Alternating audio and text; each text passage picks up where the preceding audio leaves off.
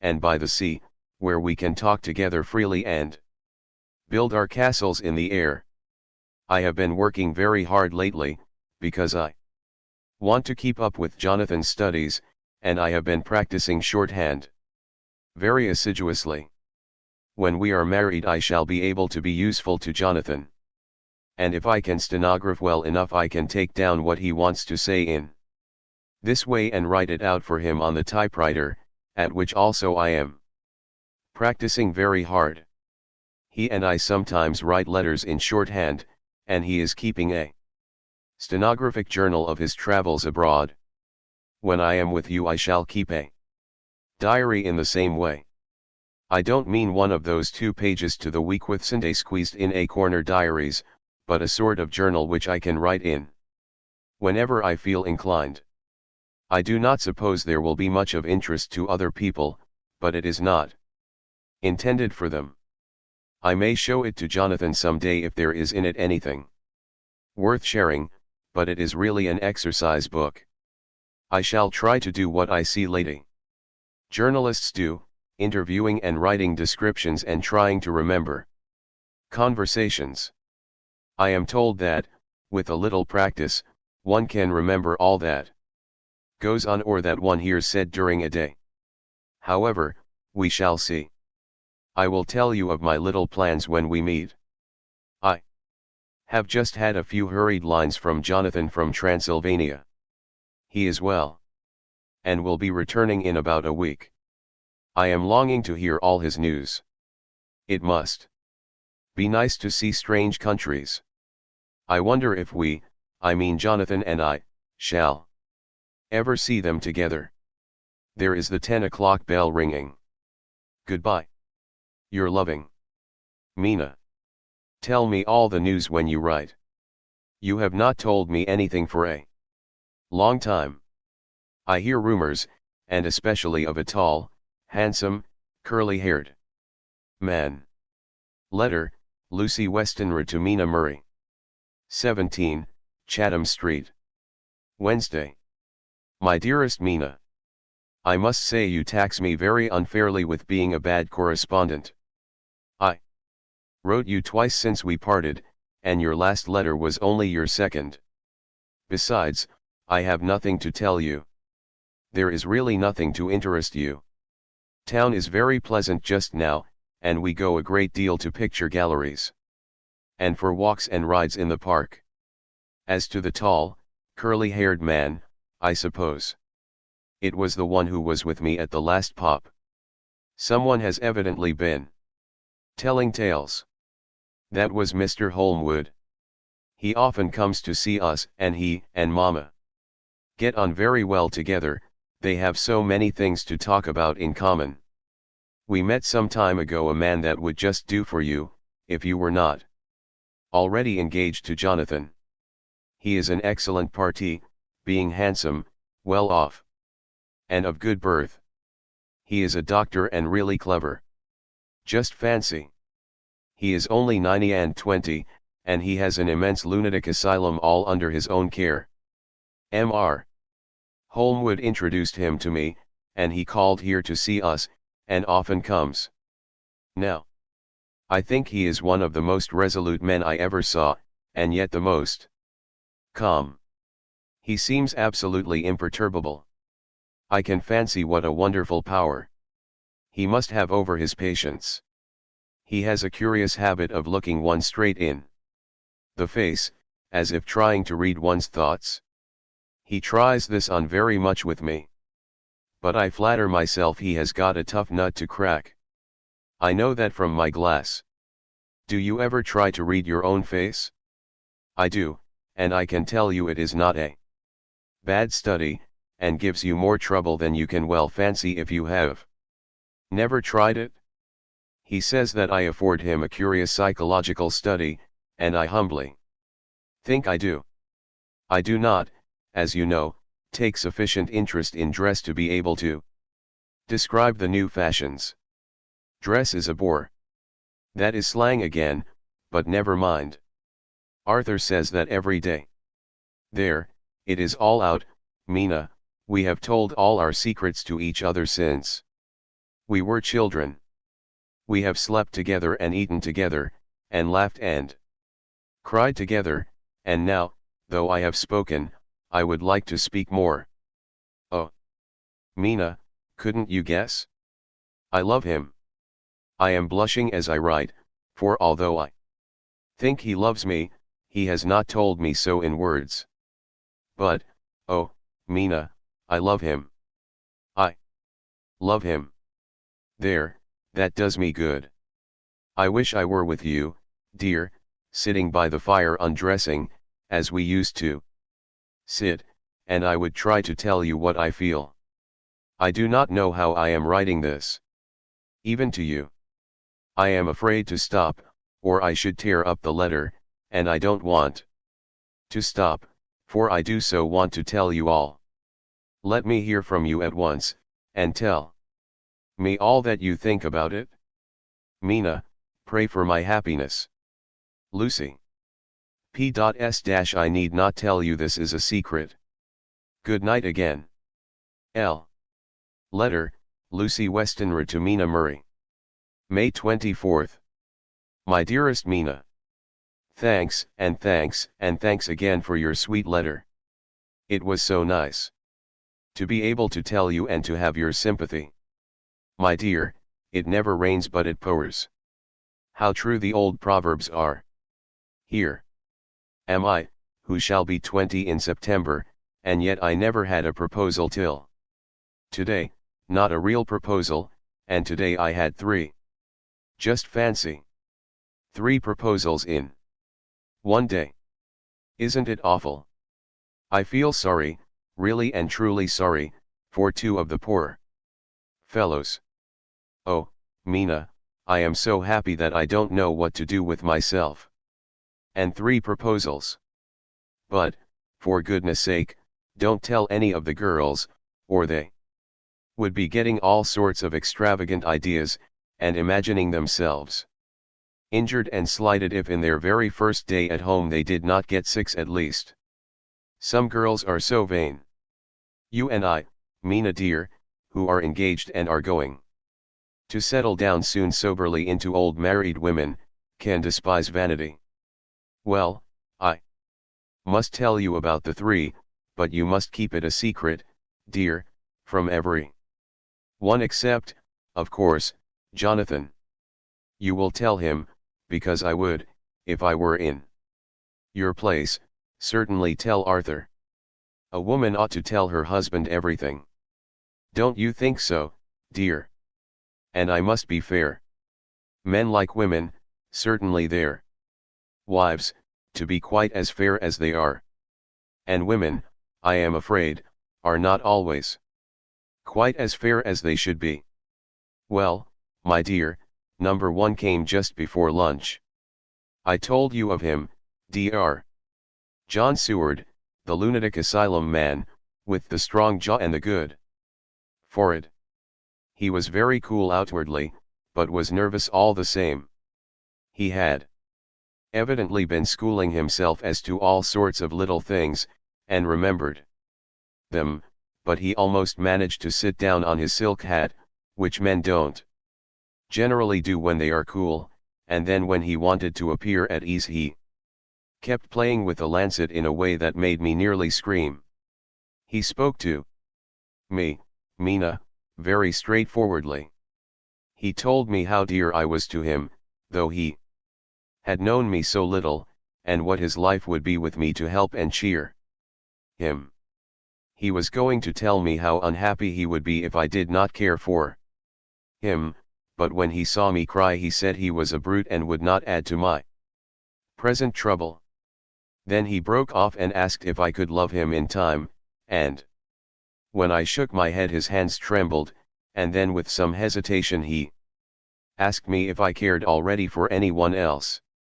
He put it very nicely, saying that he did not want to wring my confidence from me, but only to know, because if a woman's heart was free a man might have hope.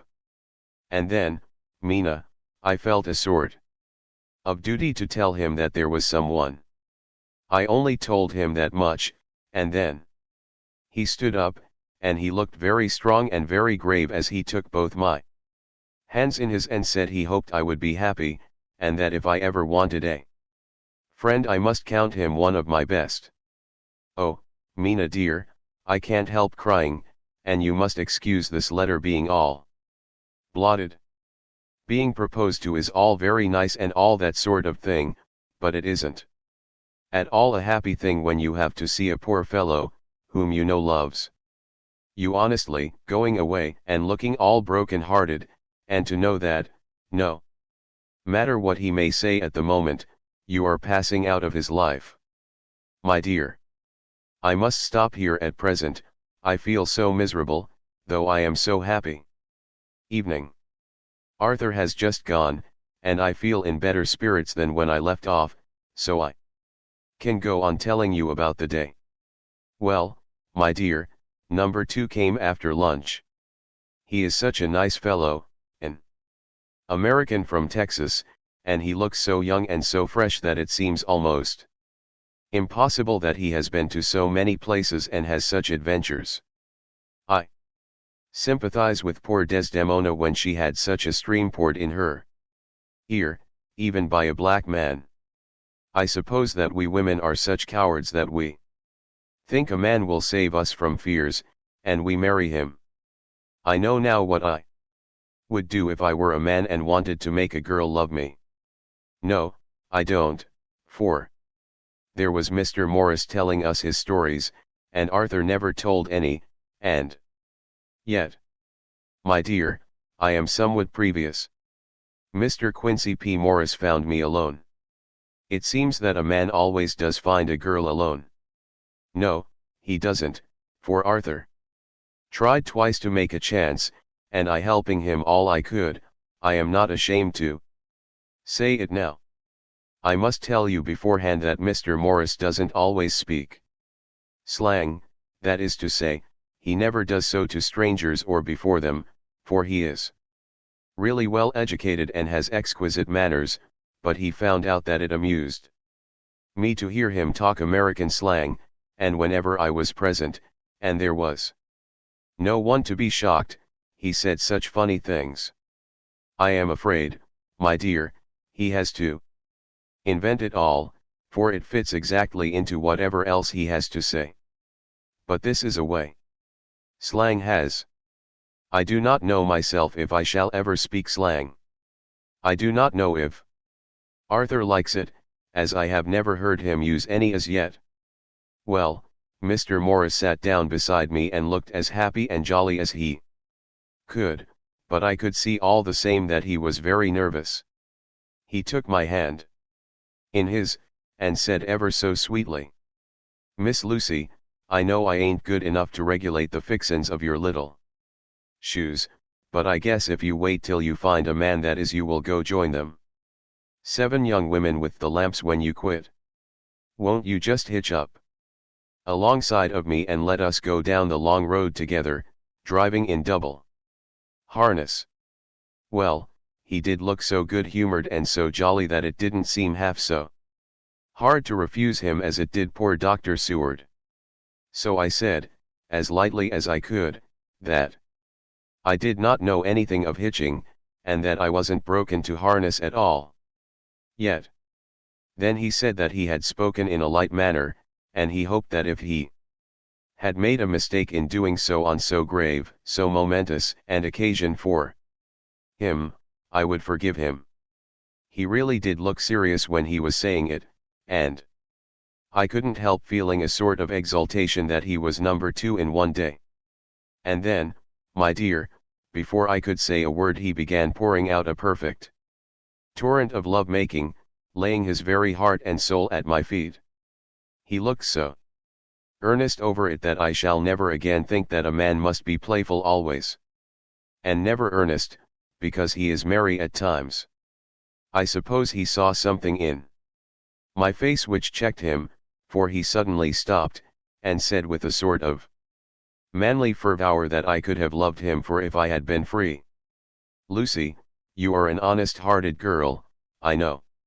I should not be here speaking to you as I am now if I did not believe you clean grit, right through to The very depths of your soul. Tell me, like one good fellow to another, is there anyone else that you care for? And if there is, I'll never trouble you a hair's breadth again, but will be, if you will let me, a very faithful friend. My dear Mina, why are men so noble when we women are so little worthy of them? Here was I almost making fun of this great-hearted, true gentleman. I burst into tears. I am afraid, my dear, you will think this a very sloppy letter in more ways than one, and I really felt very badly. Why can't they let a girl marry 3 men, or as many as want her, and save all this trouble? But this is heresy, and I must not say it. I am glad to say that, though I was crying, I was able to look into Mr. Morris' brave eyes, and I told him out straight. Yes, there is someone I love, though he has not told me yet that he even loves me. I was right to speak to him so frankly, for quite a light came into his face, and he put out both his hands and took mine. I think I put them into his, and said in a hearty way, "That's my brave girl. It's better worth being late for a chance of winning you than being in time for any other girl in the world. Don't cry, my dear. If it's for me, I'm a hard nut to crack, and I take it standing up. If that other fellow doesn't know his happiness, well, he'd better look for it soon, or he'll have to deal with me. Little girl, your honesty and pluck have made me a friend, and that's rarer than a lover. It's more selfish anyhow. My dear, I'm going to have a pretty lonely walk between this and kingdom come. Won't you give me one kiss? It'll be something to keep off the darkness now and then. You can, you know, if you like, for that other good fellow, or you could not love him, hasn't spoken yet. That quite won me, Mina, for it was brave and sweet of him, and noble too. To a rival, wasn't it? And he's so sad, so I leaned over and kissed him. He stood up with my 2 hands in his, and as he looked down into my face, I am afraid I was blushing very much. He said, "Little girl, I hold your hand. And you've kissed me, and if these things don't make us friends, nothing ever will. Thank you for your sweet honesty to me, and goodbye." He wrung my hand, and taking up his hat, went straight out of the room. Without looking back, without a tear or a quiver or a pause, and I am crying like a baby. Oh, why must a man like that be made unhappy when there are lots of girls about who would worship the very ground he trod on? I know I would if I were free, only I don't want to be free. My dear, this quite upset me, and I feel I cannot write of happiness just at once, after telling you of it, and I don't wish to tell of the number 3 until it can be all happy. Ever your loving Lucy. P.S-O, about number 3, I needn't tell you of number 3, need I? Besides, it was all so confused. It seemed only a moment from his coming into the room till both his arms were round me, and he was kissing me. I am very, very happy, and I don't know what I have done to deserve it. I must only try in the future to show that I am not ungrateful to God for all his goodness to me in sending to me such a lover, such a husband, and such a friend. Goodbye. Dr. Seward's diary, kept in phonograph. 25 May-ebb tide in appetite today. Cannot eat, cannot rest, so diary. Instead, since my rebuff of yesterday, I have a sort of empty feeling. Nothing in the world seems of sufficient importance to be worth the doing. As I knew that the only cure for this sort of thing was work, I went amongst the patients. I picked out one who has afforded me a study of much interest. He is so quaint that I am determined to understand him as well as I can. Today I seem to get nearer than ever before to the heart of his mystery. I questioned him more fully than I had ever done, with a view to making myself master of the facts of his hallucination. In my manner of doing it there was, I now see, something of cruelty. I seemed to wish to keep him to the point of his madness, a thing which I avoid with the patience as I would the mouth of hell. Under what circumstances would I not avoid the pit of hell? Omnia Romi venalia sunt. Hell has its price.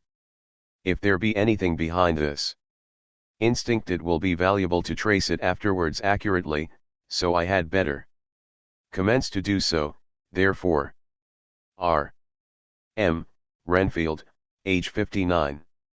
Sanguine temperament, great physical strength.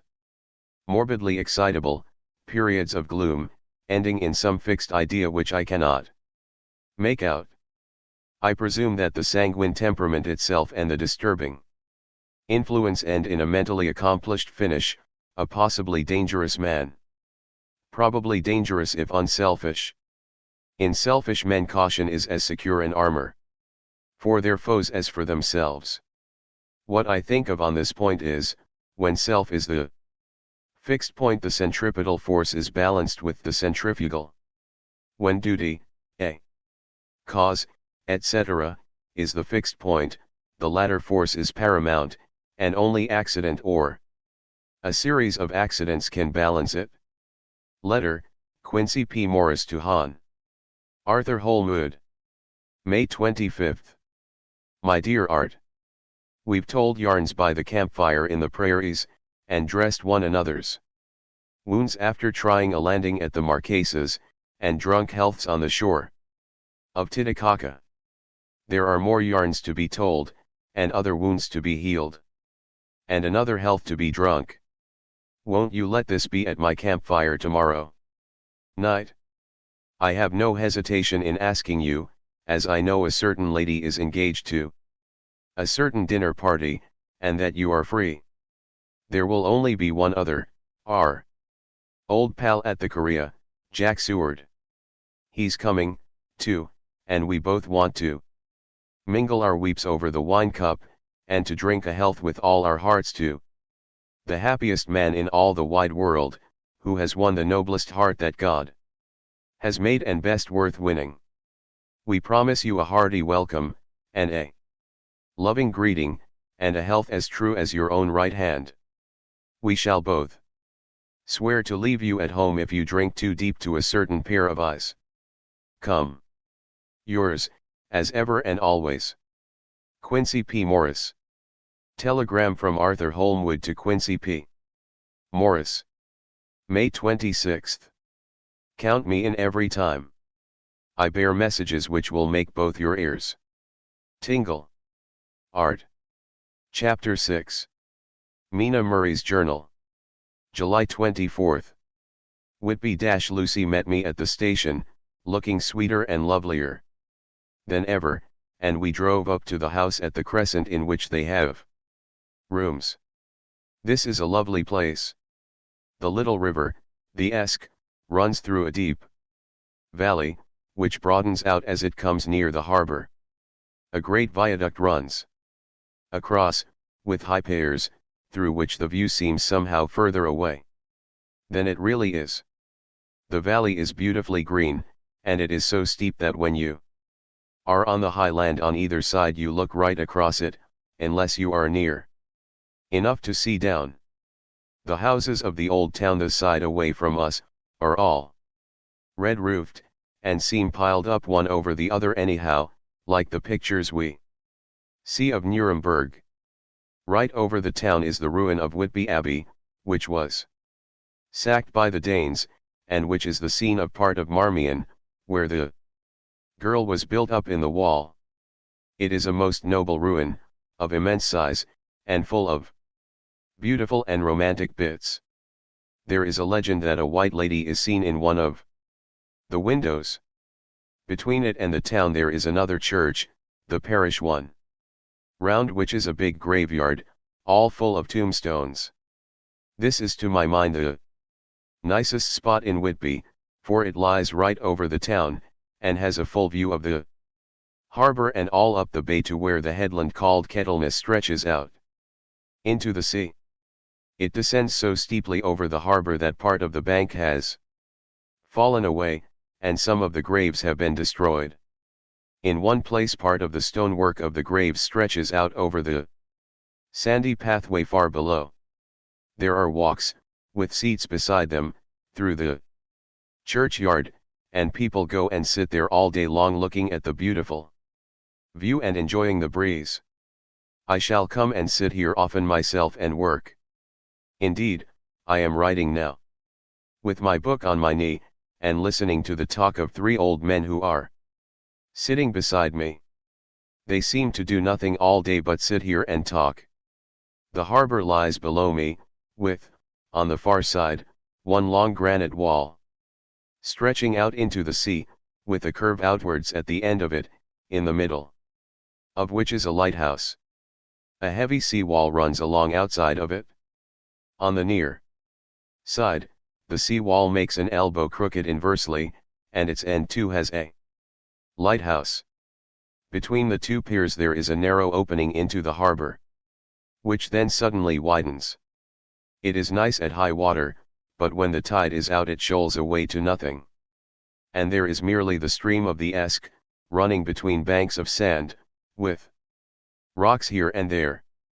Outside the harbor on this side there rises for about half a mile a great reef, the sharp of which runs straight out from behind the south lighthouse. At the end of it is a buoy with a bell, which swings in bad weather, and sends in a mournful sound on the wind. They have a legend here that when a ship is lost bells are heard out at sea. I must ask the old man about this. He is coming this way. He is a funny old man. He must be awfully old, for his face is gnarled and twisted like the bark of a tree. He tells me that he is nearly 100, and that he was a sailor in the Greenland fishing fleet when Waterloo was fought. He is, I am afraid, a very sceptical person, for when I asked him about the bells at sea and the White Lady at the Abbey, he said very brusquely, "I wouldn't fashmissel about them, miss. Them things be all wore out. Mind, I don't say that they never was, but I do say that they wasn't in my time. They be all very well for cummers and trippers, and the like, but not for a nice young lady like you. Them feet folks from York and Leeds that be always eatin' cured herrins and drinkin' tea and lookin' out to buy cheap jetwood creed. Ought. I wonder missile who'd be bothered tellin' lies to them, even the newspapers, which is full of fool talk. I thought he would be a good person to learn interesting things from, so I asked him if he would mind telling me something about the whale fishing in the old days. He was just settling himself to begin when the clock struck 6. Whereupon he labored to get up, and said, "I must gang Agianwards home now, miss. My granddaughter doesn't like to be kept waitin' when the tea is ready, for it takes me time to cram aboon the grease, for there be a many of 'em, and miss, I lack belly timber sae irely." By the clock he hobbled away, and I could see him hurrying, as well as he could, down the steps. The steps are a great feature on the place. They lead from the town to the church. There are hundreds of them, I do not know how many, and they wind up in a delicate curve. The slope is so gentle that a horse could easily walk up and down them. I think they must originally have had something to do with the abbey. I shall go home too. Lucy went out, visiting with her mother, and as they were only duty calls, I did not go. One August I came up here an hour ago with Lucy, and we had a most interesting talk with my old friend and the 2 others who always come and join him. He is evidently the Sir Oracle of them, and I should think must have been in his time a most dictatorial person. He will not admit anything, and down-faces everybody. If he can't out-argue them he bullies them, and then takes their silence for agreement with his Views. Lucy was looking sweetly pretty in her white lawn frock. She has got a beautiful color since she has been here. I noticed that the old men did not lose any time in coming and sitting near her when we sat down.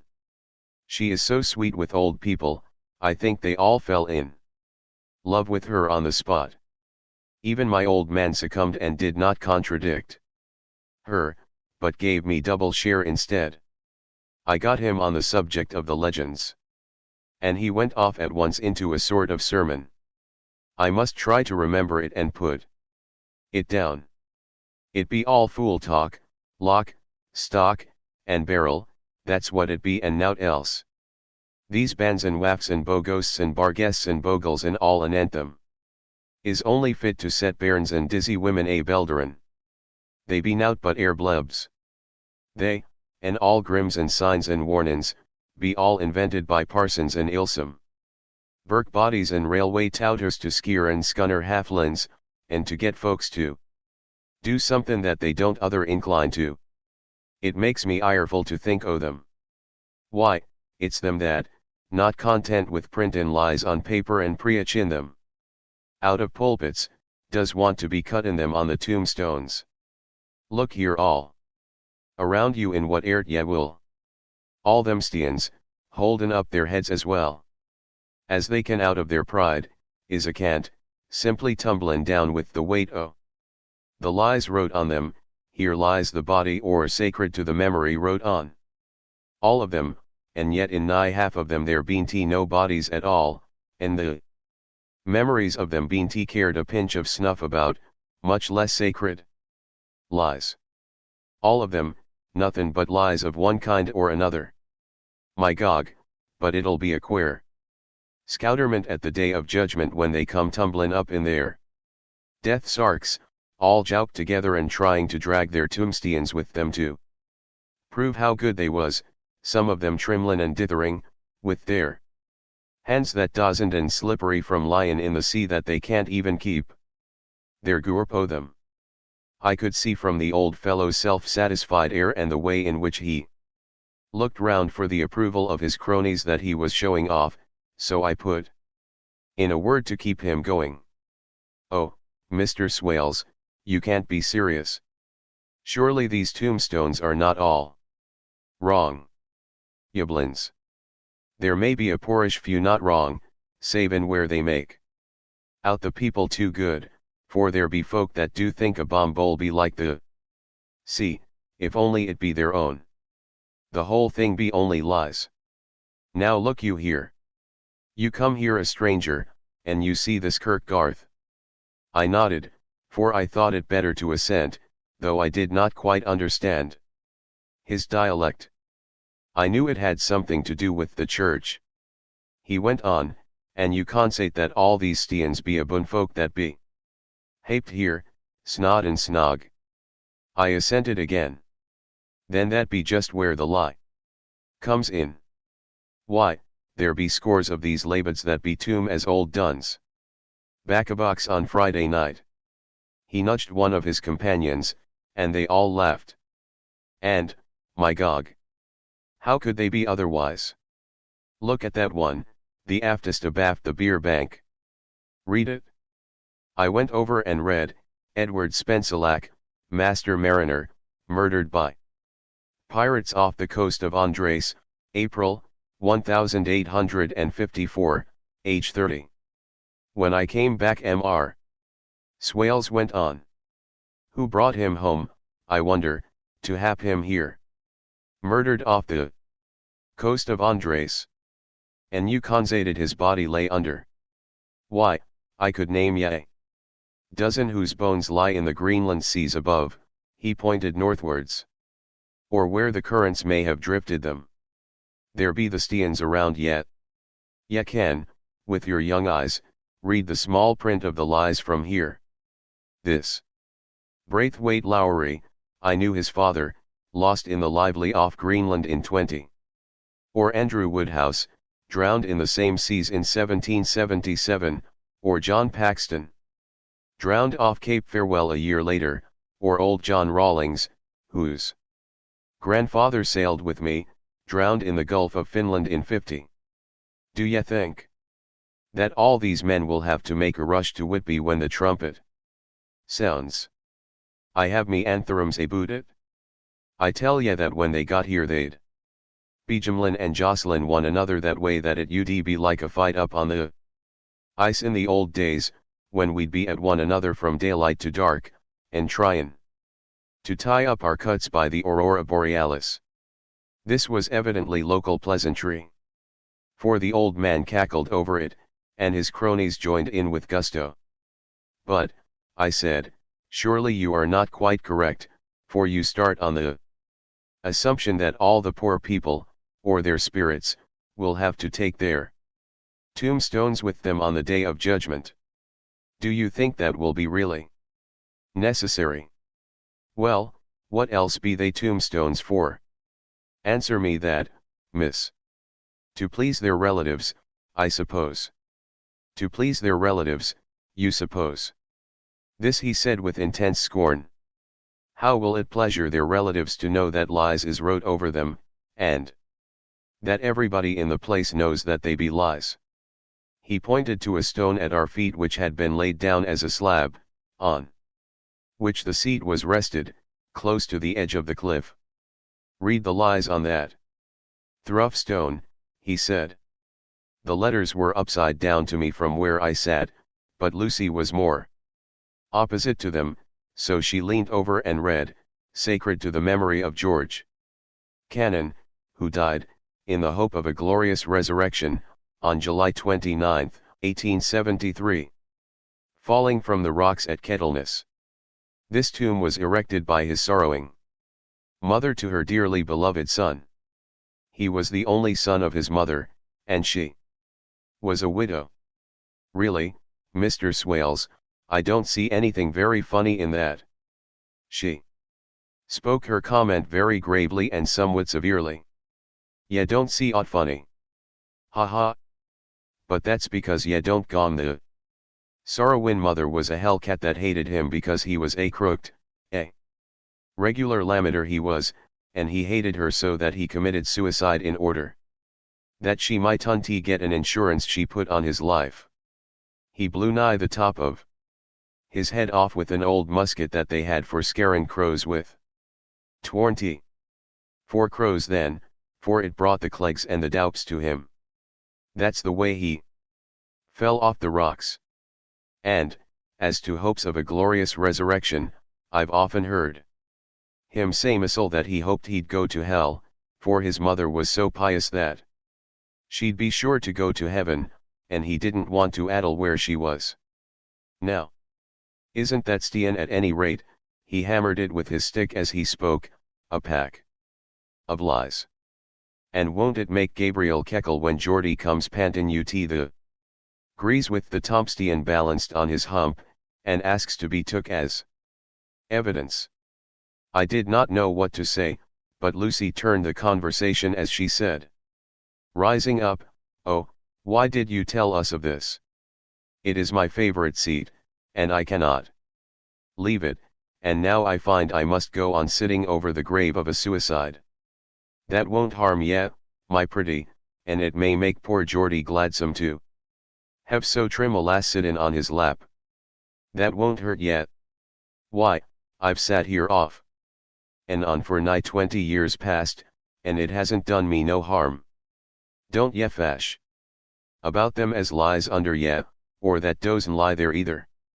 It'll be time for ye to be getting scart when ye see the tombstones all run away with, and the place as bare as a stubble field. There's the clock, and I must gang. My service to ye, ladies." And off he hobbled.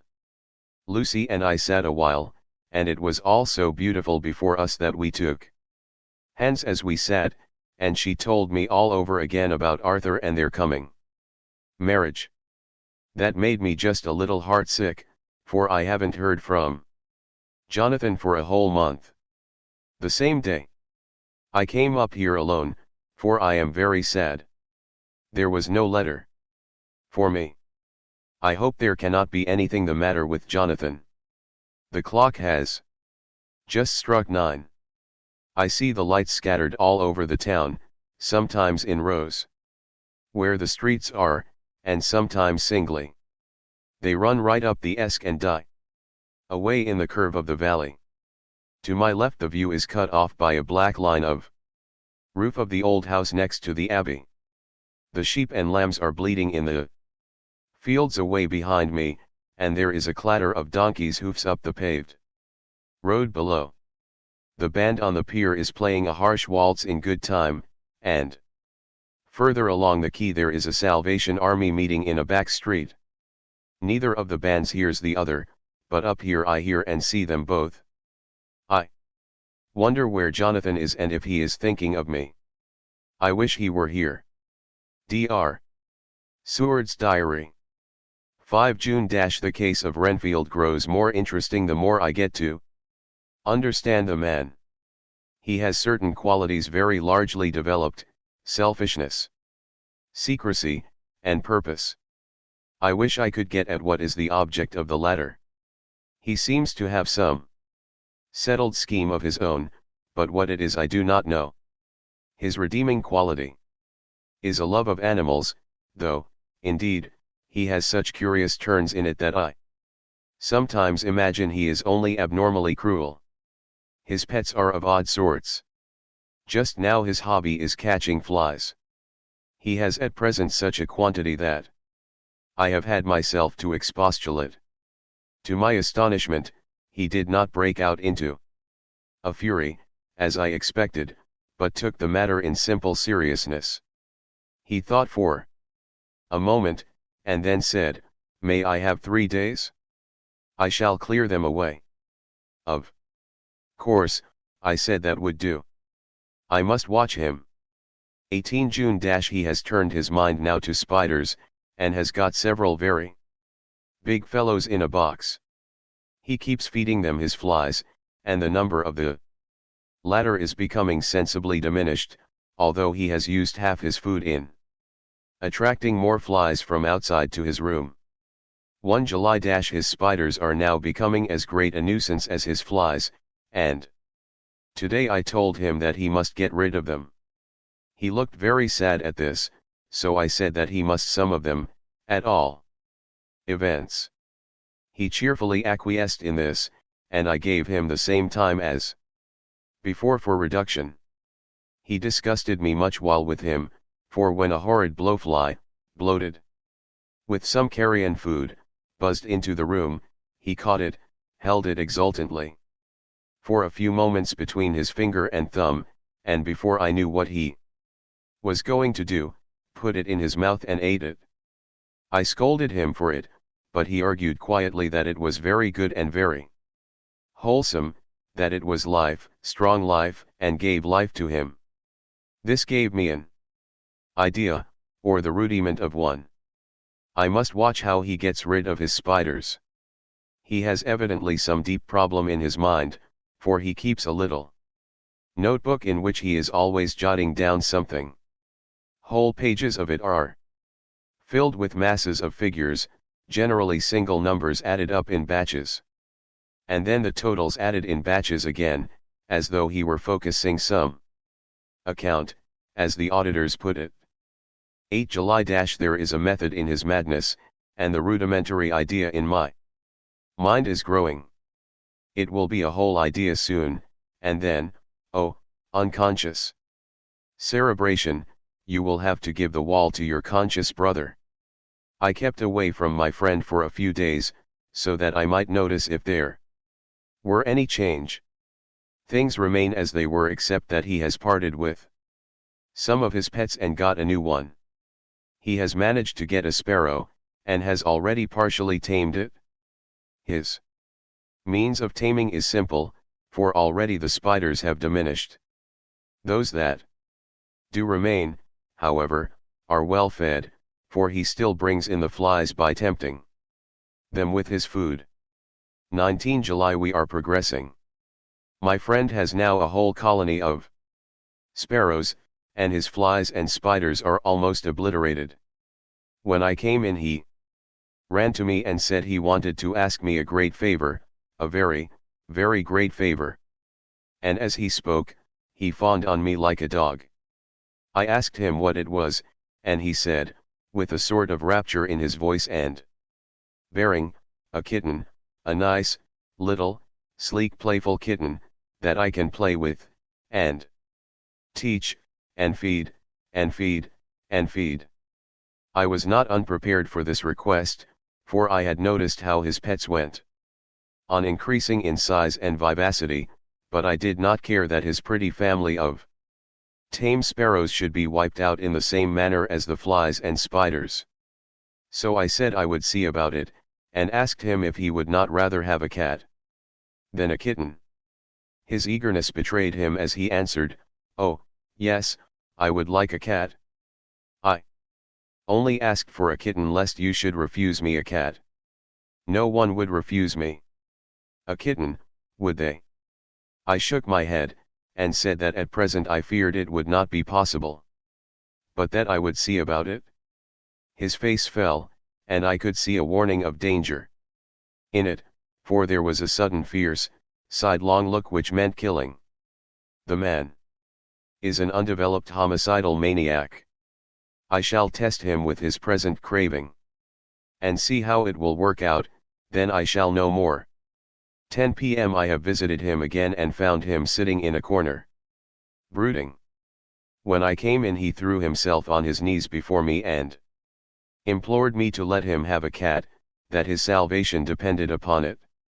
I was firm, however, and told him that he could not have it, whereupon he went without a word, and sat down, gnawing his fingers, in the corner where I had found him. I shall see him in the morning early. 20 July visited Renfield very early, before attendant went his rounds. Found him up and humming a tune. He was spreading out his sugar, which he had saved, in the window, and was manifestly beginning his fly-catching again. And beginning it cheerfully and with a good grace. I looked around for his birds, and not seeing them, asked him where they were. He replied, without turning round, that they had all flown away. There were a few feathers about the room and on his pillow a drop of blood. I said nothing, but went and told the keeper to report to me if there were anything odd about him during the day. 11 am. The attendant has just been to see me to say that Renfield has been very sick and has disgorged a whole lot of feathers. My belief is, doctor, he said, that he has eaten his birds, and that he just took and ate them raw. 11 p.m. I gave Renfield a strong opiate tonight, enough to make even him sleep, and took away his pocketbook to look at it. The thought that has been buzzing about my brain lately is complete, and the theory proved. My homicidal maniac is of a peculiar kind. I shall have to invent a new classification for him, and call him a zoophagous, life-eating, maniac. What he desires is to absorb as many lives as he can, and he has laid himself out to achieve it in a cumulative way. He gave many flies to one spider and many spiders to one bird, and then wanted a cat to eat the many birds. What would have been his later steps? It would almost be worthwhile to complete the experiment. It might be done if there were only a sufficient cause. Men sneered at vivisection, and yet look at its results today.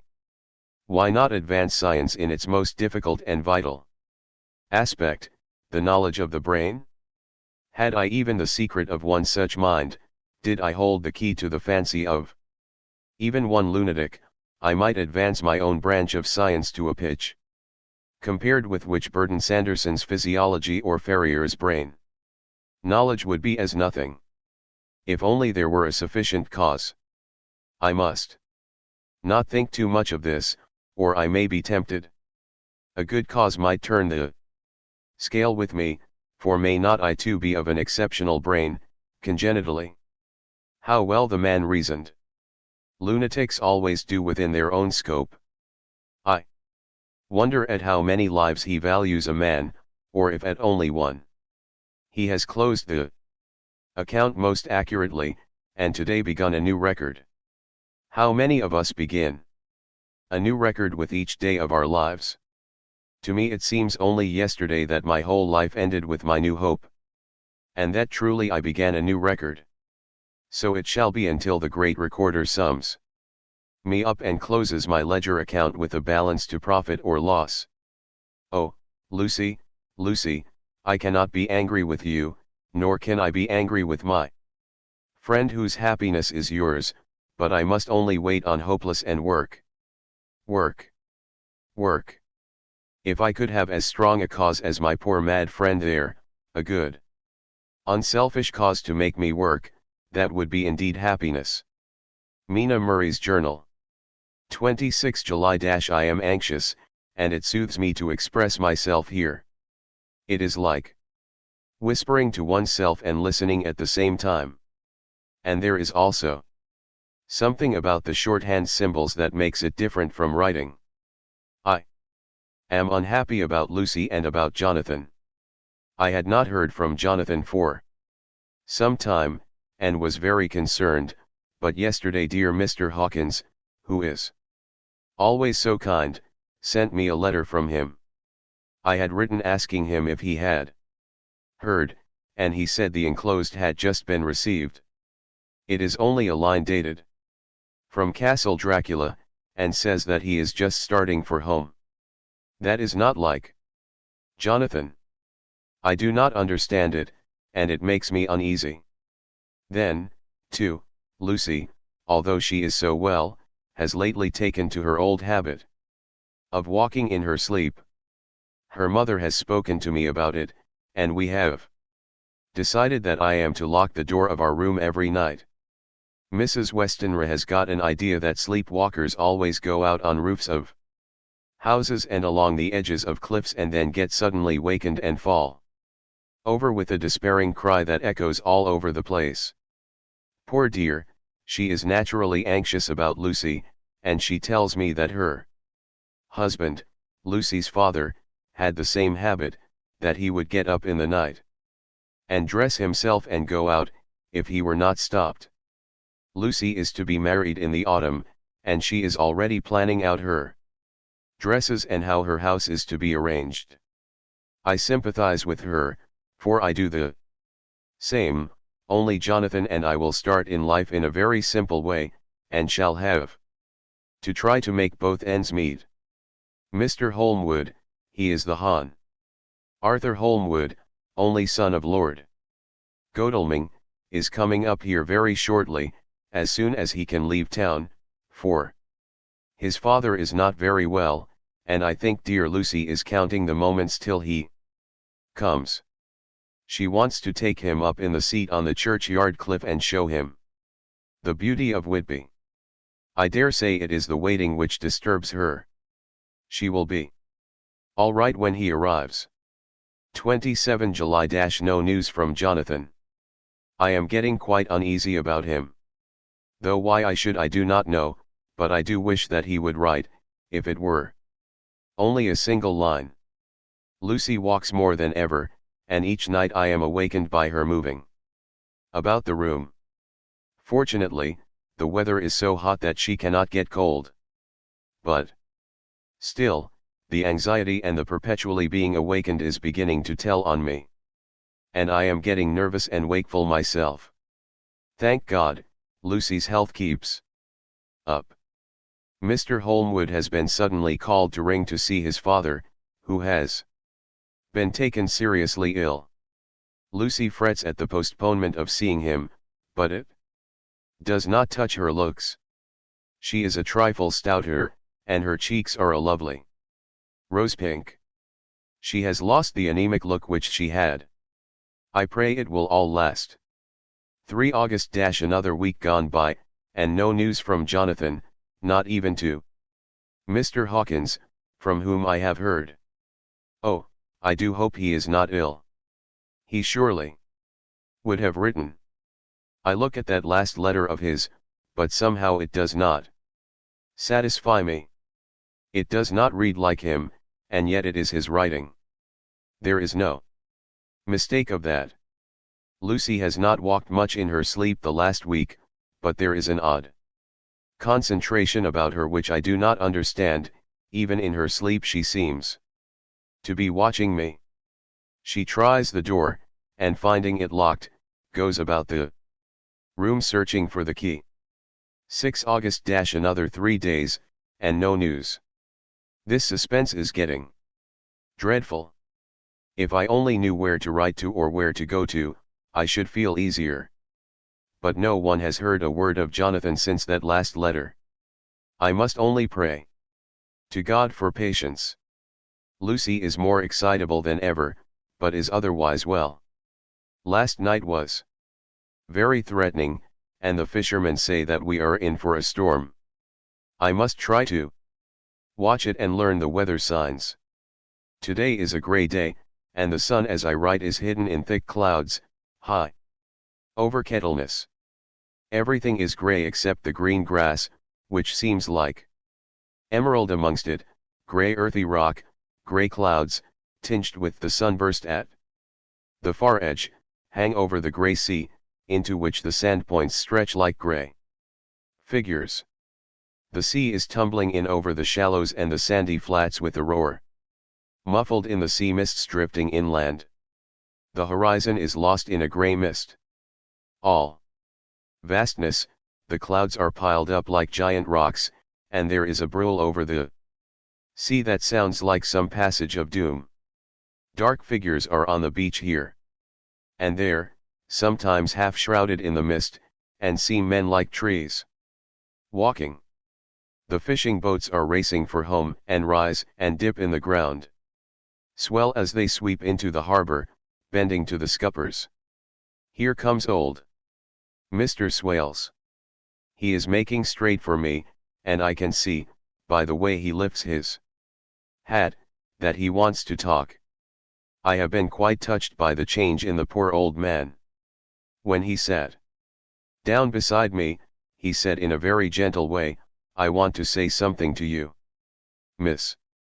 I could see he was not at ease, so I took his poor old wrinkled hand in mine, and asked him to speak fully. So he said, leaving his hand in mine, "I'm afraid, my dearie, that I must have shocked you by all the wicked things I been sayin' about the dead, and such like, for weeks past, but I didn't mean them, and I want ye to remember that when I'm gone, we AUD folks that be daffled, and with one foot abaft the crockhole, don't altogether like to think of it, and we don't want to feel scart of it, and that's why I've took to makin' light of it, so that I'd cheer up my own heart a bit. But, Lord love ye, miss, I ain't afraid of dyin', not a bit, only I don't want to die if I can help it. My time must be nigh at hand now, for I be AUD, and 100 years is too much for any man to expect. And I'm so nigh it that the AUD man is already wet in his scythe. Yes, see, I can't get out o' the habit of caffin about it all at once. The chaffs will wag as they be used to. Some day. Soon the angel of death will sound his trumpet for me. But don't ye Dolan greet, my dearie. For he saw that I was crying if he should come this very night I'd not refuse to answer his call. For life be, after all, only a waitin' for somethin' else than what we're doin', and death be all that we can rightly depend on. But I'm content, for it's comin' to me, my dearie, and comin' quick. It may be comin' while we be lookin' and wonderin'. Maybe it's in that wind out over the sea that's bringin' with it loss and wreck, and sore distress, and sad hearts. Look! Look! He cried suddenly. There's something in that wind and in the host beyond that sounds, and looks, and tastes, and smells like death. It's in the air. I feel it comin'. Lord, make me answer cheerful, when my call comes. He held up his arms devoutly, and raised his hat. His mouth moved as though he were praying. After a few minutes' silence, he got up, shook hands with me, and blessed me, and said goodbye, and hobbled off. It all touched me, and upset me very much. I was glad when the Coast Guard came along, with his spyglass under his arm. He stopped to talk with me, as he always does, but all the time kept looking at a strange ship. I can't make her out, he said. She's a Russian, by the look of her. But she's knocking about in the queerest way. She doesn't know her mind a bit. She seems to see the storm coming, but can't decide whether to run up north in the open, or to put in here. Look there again. She is steered mighty strangely, for she doesn't mind the hand on the wheel, changes about with every puff of wind. We'll hear more of her before this time tomorrow. Chapter 7. Cutting from the Daily Graph, August 8. Pasted in Mina Murray's journal. From a correspondent. Whitby. One of the greatest and suddenest storms on record has just been experienced here, with results both strange and unique. The weather had been somewhat sultry, but not to any degree uncommon in the month of August. Saturday evening was as fine as was ever known, and the great body of holidaymakers laid out yesterday for visits to Mulgrave Woods, Robin Hood's Bay, Rigmill, Runswick, Stathes, and the various trips in the neighborhood of Whitby. The steamers Emma and Scarborough made trips up and down the coast, and there was an unusual amount of tripping both to and from Whitby. The day was unusually fine till the afternoon, when some of the gossips who frequent the East Cliff churchyard, and from the commanding eminence watch the wide sweep of sea visible to the north and east, called attention to a sudden show of Marray's tails high in the sky to the northwest.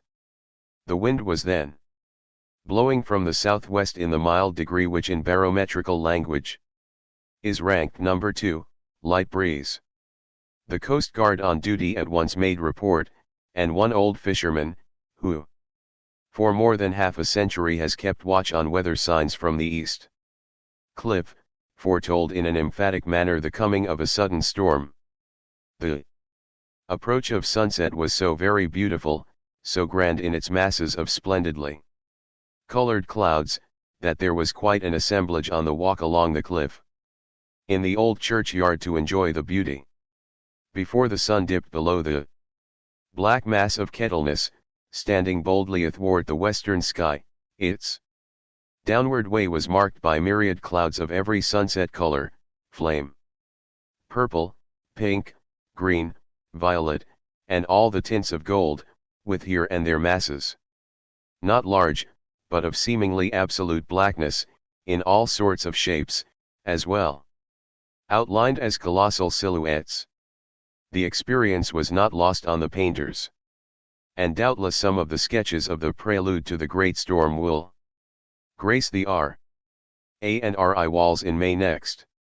More than one captain made up his mind then and there that his cobble or his mule, as they term the different classes of boats, would remain in the harbor till the storm had passed.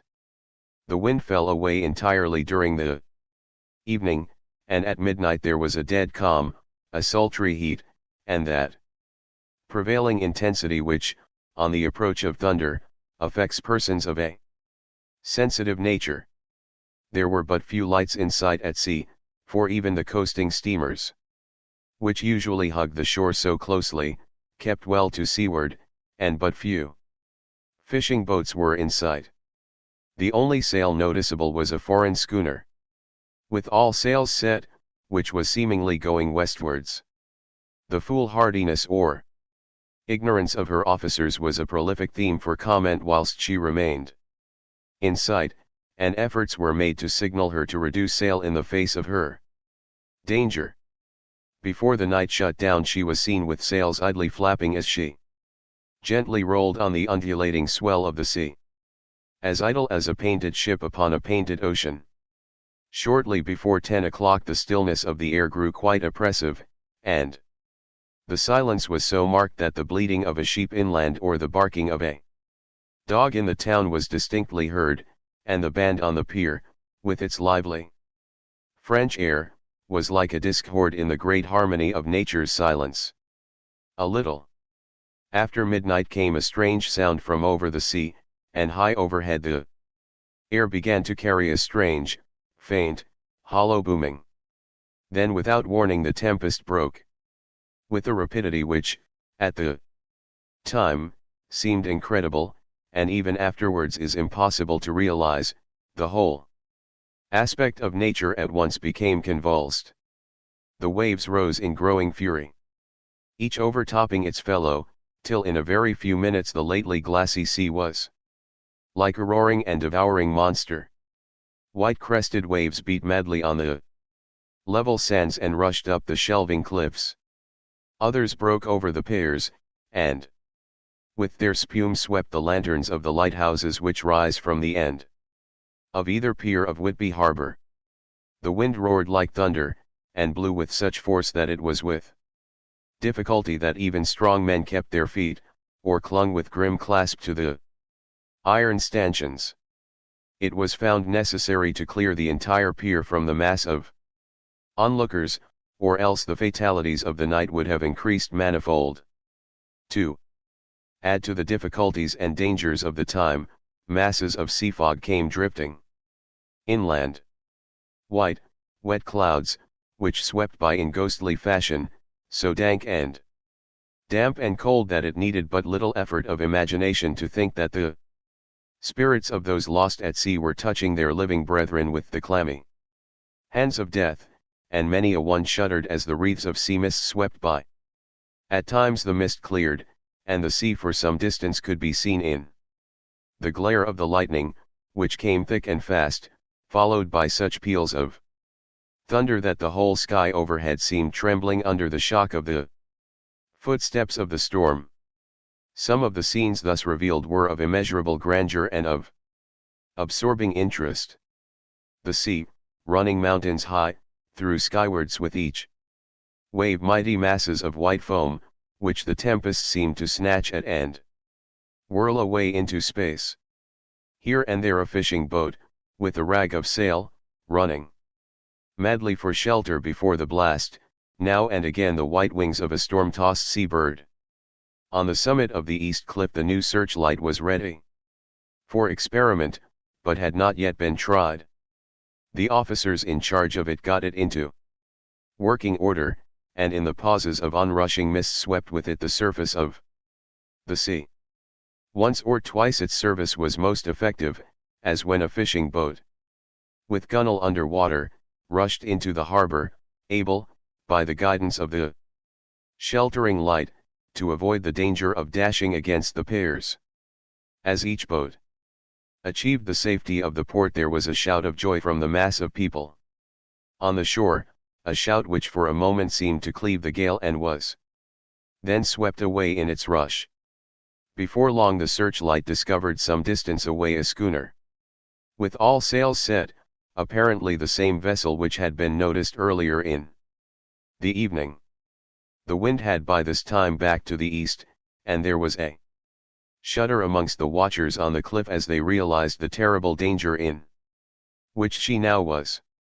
Between her and the port lay the great flat reef on which so many good ships have from time to time suffered, and, with the wind blowing from its present quarter, it would be quite impossible that she should fetch the entrance of the harbor. It was now nearly the hour of high tide, but the waves were so great that in their troughs the shallows of the shore were almost visible, and the schooner, with all sails set, was rushing with such speed that, in the words of one old salt, she must fetch up somewhere, if it was only in hell. Then came another rush of sea fog, greater than any hitherto, a mass of dank mist, which seemed to close on all things like a grey pall, and left available to men only the organ of hearing, for the roar of the tempest, and the crash of the thunder, and the booming of the mighty billows came through the damp oblivion even louder than before. The rays of the searchlight were kept fixed on the harbor mouth. Across the east pier, where the shock was expected, and men waited breathless The wind suddenly shifted to the northeast, and the remnant of the sea fog melted in the blast. And then, mirabile dictu, between the piers, leaping from wave to wave as it rushed at headlong speed, swept the strange schooner before the blast, with all sail set, and gained the safety of the harbor. The searchlight followed her, and a shudder ran through all who saw her, for lashed to the helm was a corpse, with drooping head, which swung horribly to and fro at each motion of the ship. No other form could be seen on the deck at all. A great awe came on all as they realized that the ship, as if by a miracle, had found the harbor, unsteered save by the hand of a dead man. However, all took place more quickly than it takes to write these words. The schooner paused not, but rushing across the harbor, pitched herself on that accumulation of sand and gravel washed by many tides and many storms into the southeast corner of the pier jutting under the east cliff, known locally as Tate Hill Pier. There was of course a considerable concussion as the vessel drove up on the sand heap. Every spar, rope, and stay was strained, and some of the tophammer came crashing down. But, strangest of all, the very instant the shore was touched, an immense dog sprang up on deck from below, as if shot up by the concussion, and running forward, jumped from the bow on the sand, making straight for the steep cliff, where the churchyard hangs over the laneway to the east pier so steeply that some of the flat tombstones, throughstones or throughstones, as they call them in Whitby vernacular, actually project over where the sustaining cliff has fallen away. It disappeared in the darkness, which seemed intensified just beyond the focus of the searchlight.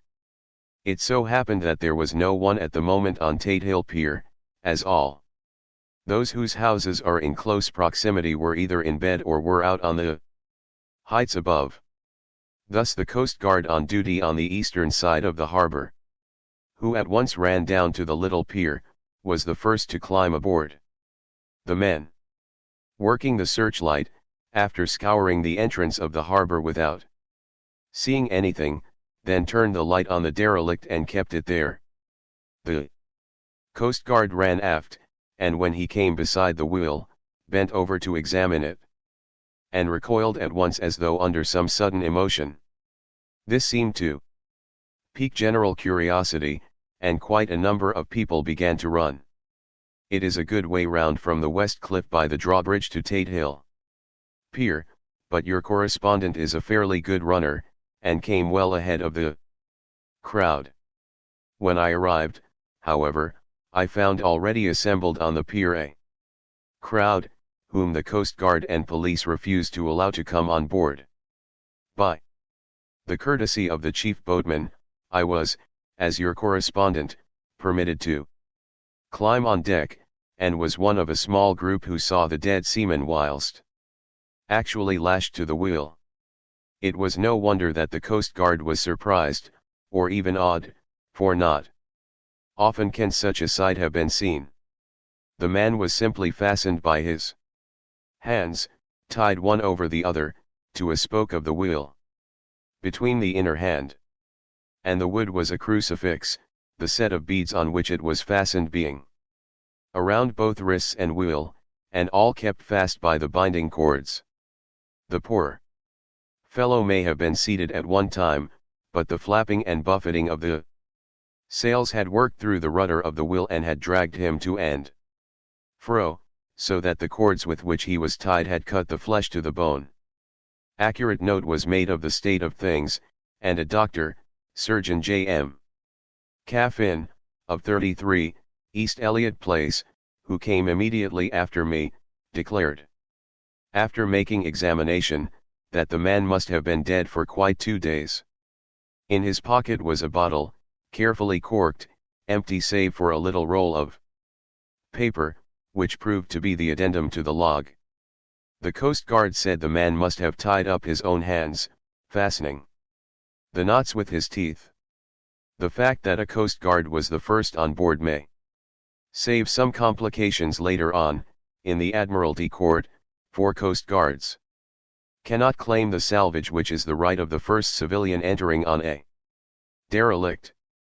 Already, however, the legal tongues are wagging, and one young law student is loudly asserting that the rights of the owner are already completely sacrificed, his property being held in contravention of the statutes of mortmain.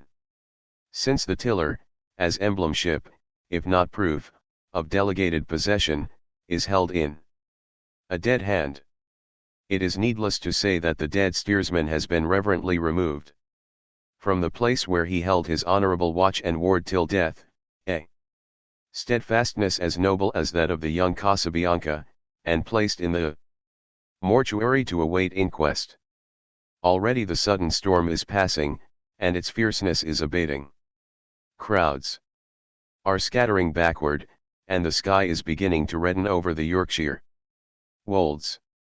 I shall send, in time for your next issue, further details of the derelict ship, which found her way so miraculously into harbour in the storm. 9 August. The sequel to the strange arrival of the derelict in the storm last night is almost more startling than the thing itself. It turns out that the schooner is Russian from Varna, and is called the Demeter. She is almost entirely in ballast of silver sand, with only a small amount of cargo, a number of great wooden boxes filled with mold. This cargo was consigned to a Whitby solicitor, Mr. S.F. Billington, of 7. The Crescent, who this morning went aboard and took formal possession of the goods consigned to him. The Russian consul, too, acting for the charter party, took formal possession of the ship, and paid all harbor dues, etc. Nothing is talked about here today except the strange coincidence. The officials of the Board of Trade have been most exacting in seeing that every compliance has been made with existing regulations. As the matter is to be a 9 days' wonder, they are evidently determined that there shall be no cause of other complaint. A good deal of interest was abroad concerning the dog which landed when the ship struck, and more than a few of the members of the SPCA, which is very strong in Whitby, have tried to befriend the animal. To the general disappointment, however, it was not to be found. It seems to have disappeared entirely from the town. It may be that it was frightened and made its way onto the moors, where it is still hiding in terror. There are some who look with dread on such a possibility, lest later on it should in itself become a danger, for it is evidently a fierce brute. Early this morning a large dog, a half-bred mastiff belonging to a coal merchant close to Tate Hill Pier, was found dead in the roadway opposite its master's yard. It had been fighting, and manifestly had had a savage opponent, for its throat was torn away, and its belly was slit open as if with a savage claw. Later by the kindness of the Board of Trade Inspector, I have been permitted to look over the log-book of the Demeter, which was in order up to within 3 days, but contained nothing of special interest except as to facts of missing men. The greatest interest, however, is with regard to the paper found in the bottle, which was today produced at the inquest. And a more strange narrative than the two between them unfolded has not been my lot to come across. As there is no motive for concealment, I am permitted to use them, and accordingly send you a transcript, simply omitting technical details of seamanship and supercargo.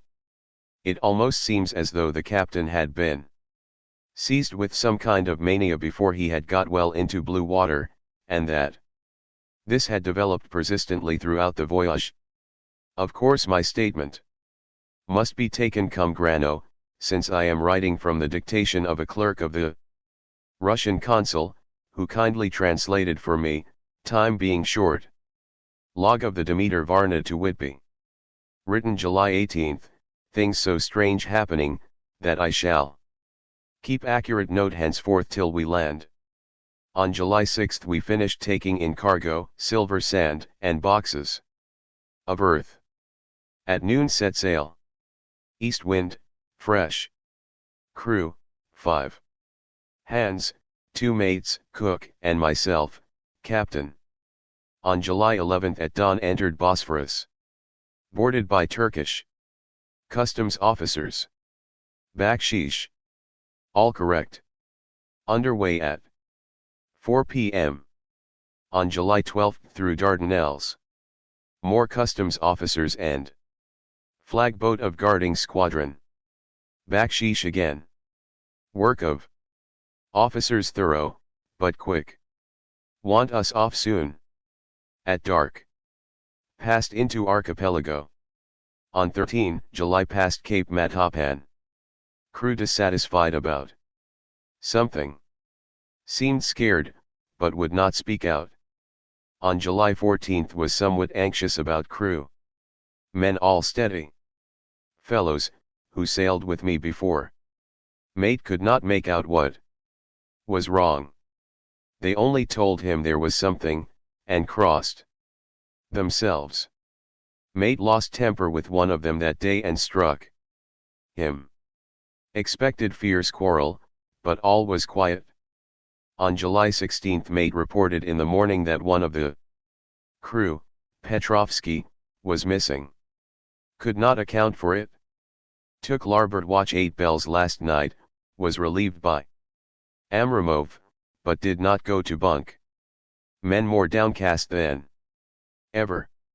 All said they expected something of the kind, but would not say more than there was something aboard.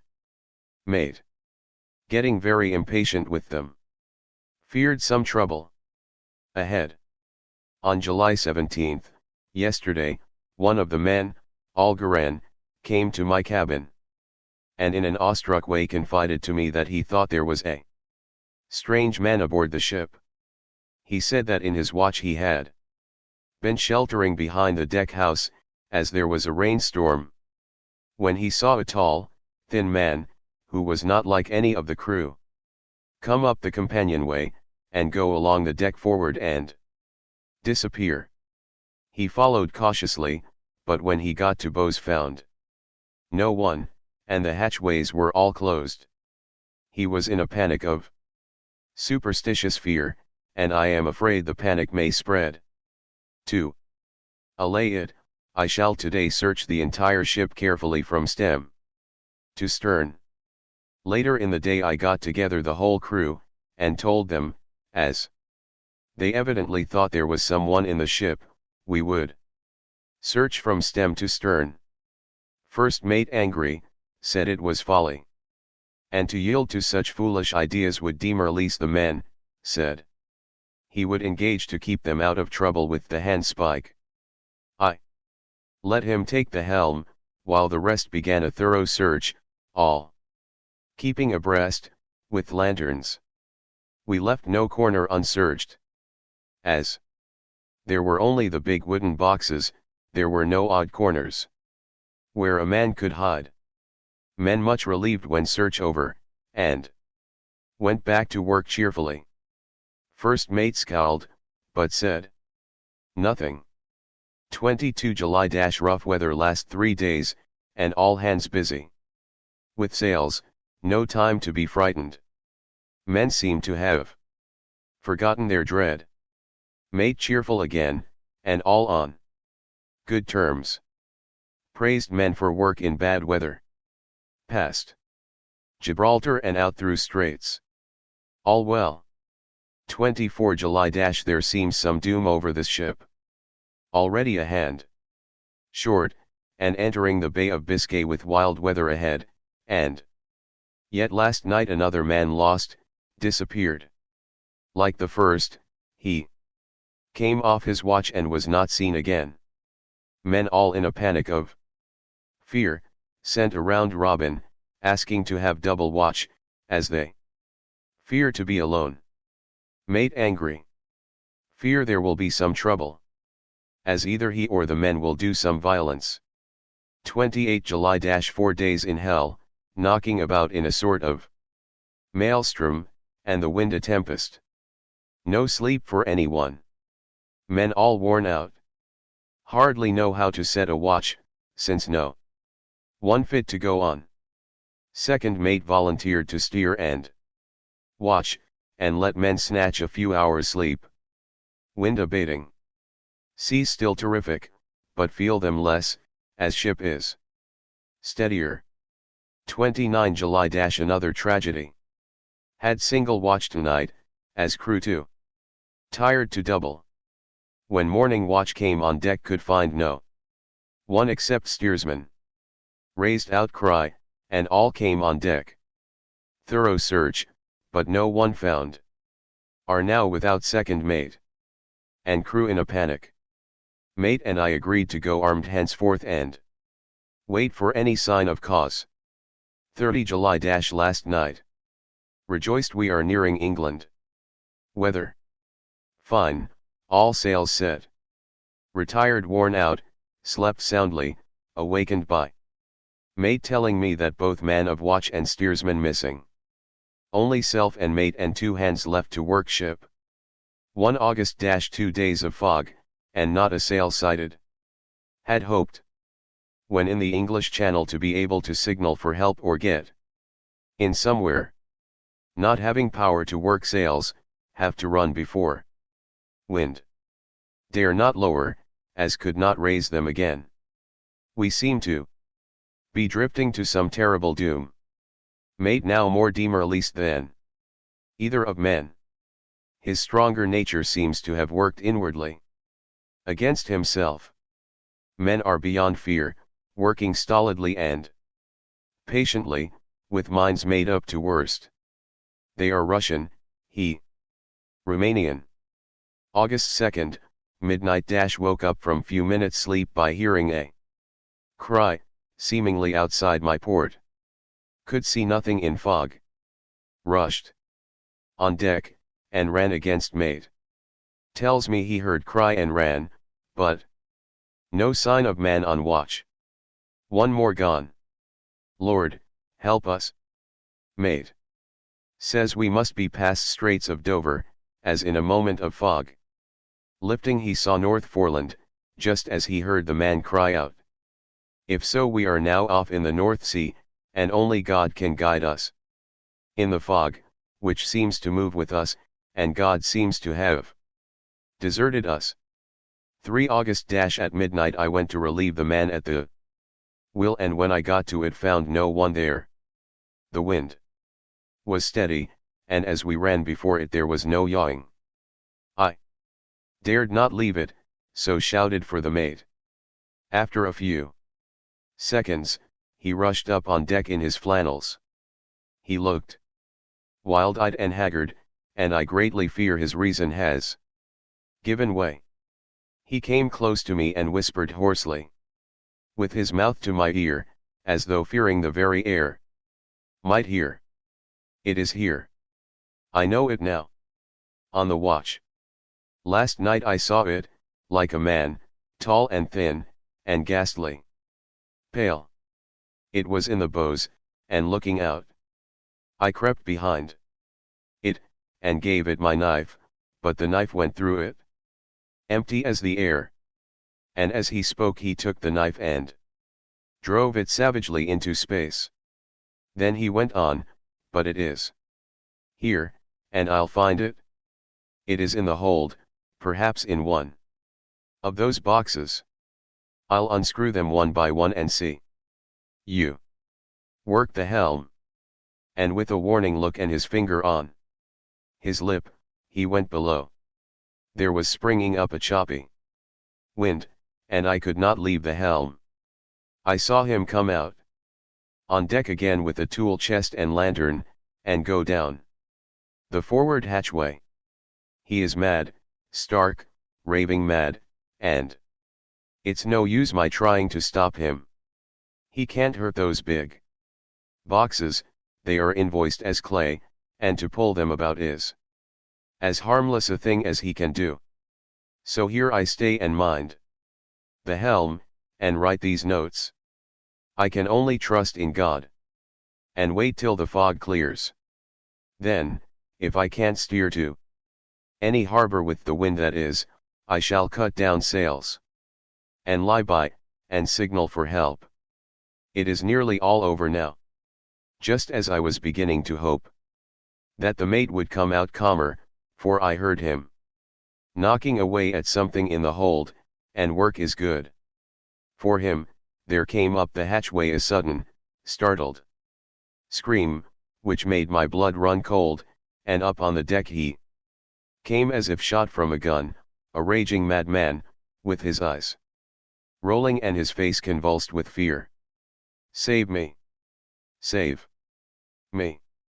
he cried, and then looked round on the blanket of fog. His horror turned to despair, and in a steady voice he said, "You had better come to, Captain, before it is too late. He is there. I know the secret now. The sea will save me from him, and it is all that is left." Before I could say a word, or move forward to seize him, he sprang on the bulwark and deliberately threw himself into the sea. I suppose I know the secret too, now. It was this madman who had got rid of the men one by one, and now he has followed them himself. God help me! How am I to account for all these horrors when I get to port? When I get to port. Will that ever be? 4 August still fog, which the sunrise cannot pierce. I know there is sunrise because I am a sailor, why else I know not. I dared not go below, I dared not leave the helm, so here all night I stayed, and in the dimness of the night I saw it, him. God, forgive me, but the mate was right to jump overboard. It was better to die like a man. To die like a sailor in blue water, no man can object. But I am captain, and I must not leave my ship. But I shall baffle this fiend or monster, for I shall tie my hands to the wheel when my strength begins to fail, and along with them I shall tie that which it, dare not touch. And then, come good wind or foul, I shall save my soul, and my honor as a captain. I am growing weaker, and the night is coming on.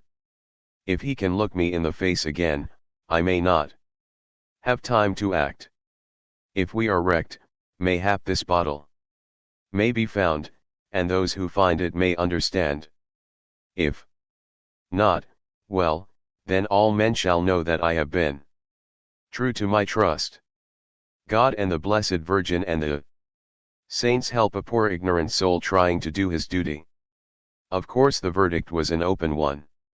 There is no evidence to adduce. And whether or not the man himself committed the murders there is now none to say. The folk here hold almost universally that the captain is simply a hero, and he is to be given a public funeral. Already it is arranged that his body is to be taken with a train of boats up the Esk for a piece and then brought back to Tate Hill Pier and up the Abbey steps, for he is to be buried in the churchyard. On the cliff, the owners of more than 100 boats have already given in their names as wishing to follow him to the grave.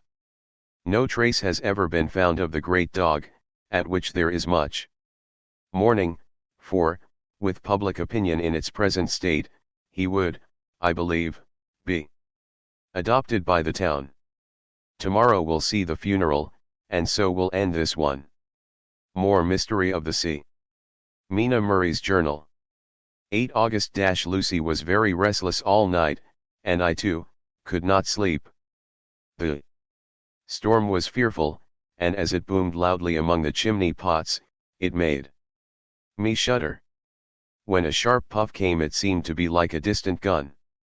Strangely enough, Lucy did not wake, but she got up twice and dressed herself. Fortunately, each time I awoke in time and managed to undress her without waking her, and got her back to bed. It is a very strange thing, this sleepwalking, for as soon as her will is thwarted in any physical way, her intention if there be any, disappears, and she yields herself almost exactly to the routine of her life. Early in the morning we both got up and went down to the harbor to see if anything had happened in the night.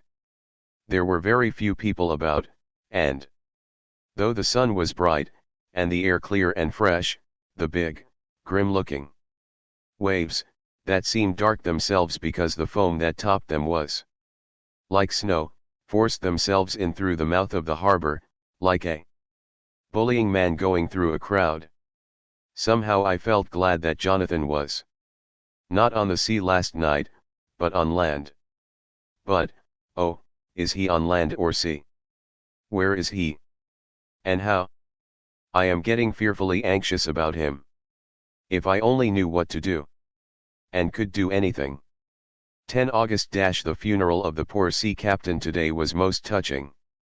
Every boat in the harbor seemed to be there, and the coffin was carried by captains all the way from Tate Hill Pier up to the churchyard. Lucy came with me, and we went early to our old seat, whilst the cortege of boats went up the river to the viaduct and came down again. We had a lovely view, and saw the procession nearly all the way. The poor fellow was laid to rest near our seat so that we stood on it, when the time came and saw everything. Poor Lucy seemed much upset. She was restless and uneasy all the time. And I cannot but think that her dreaming at night is telling on her.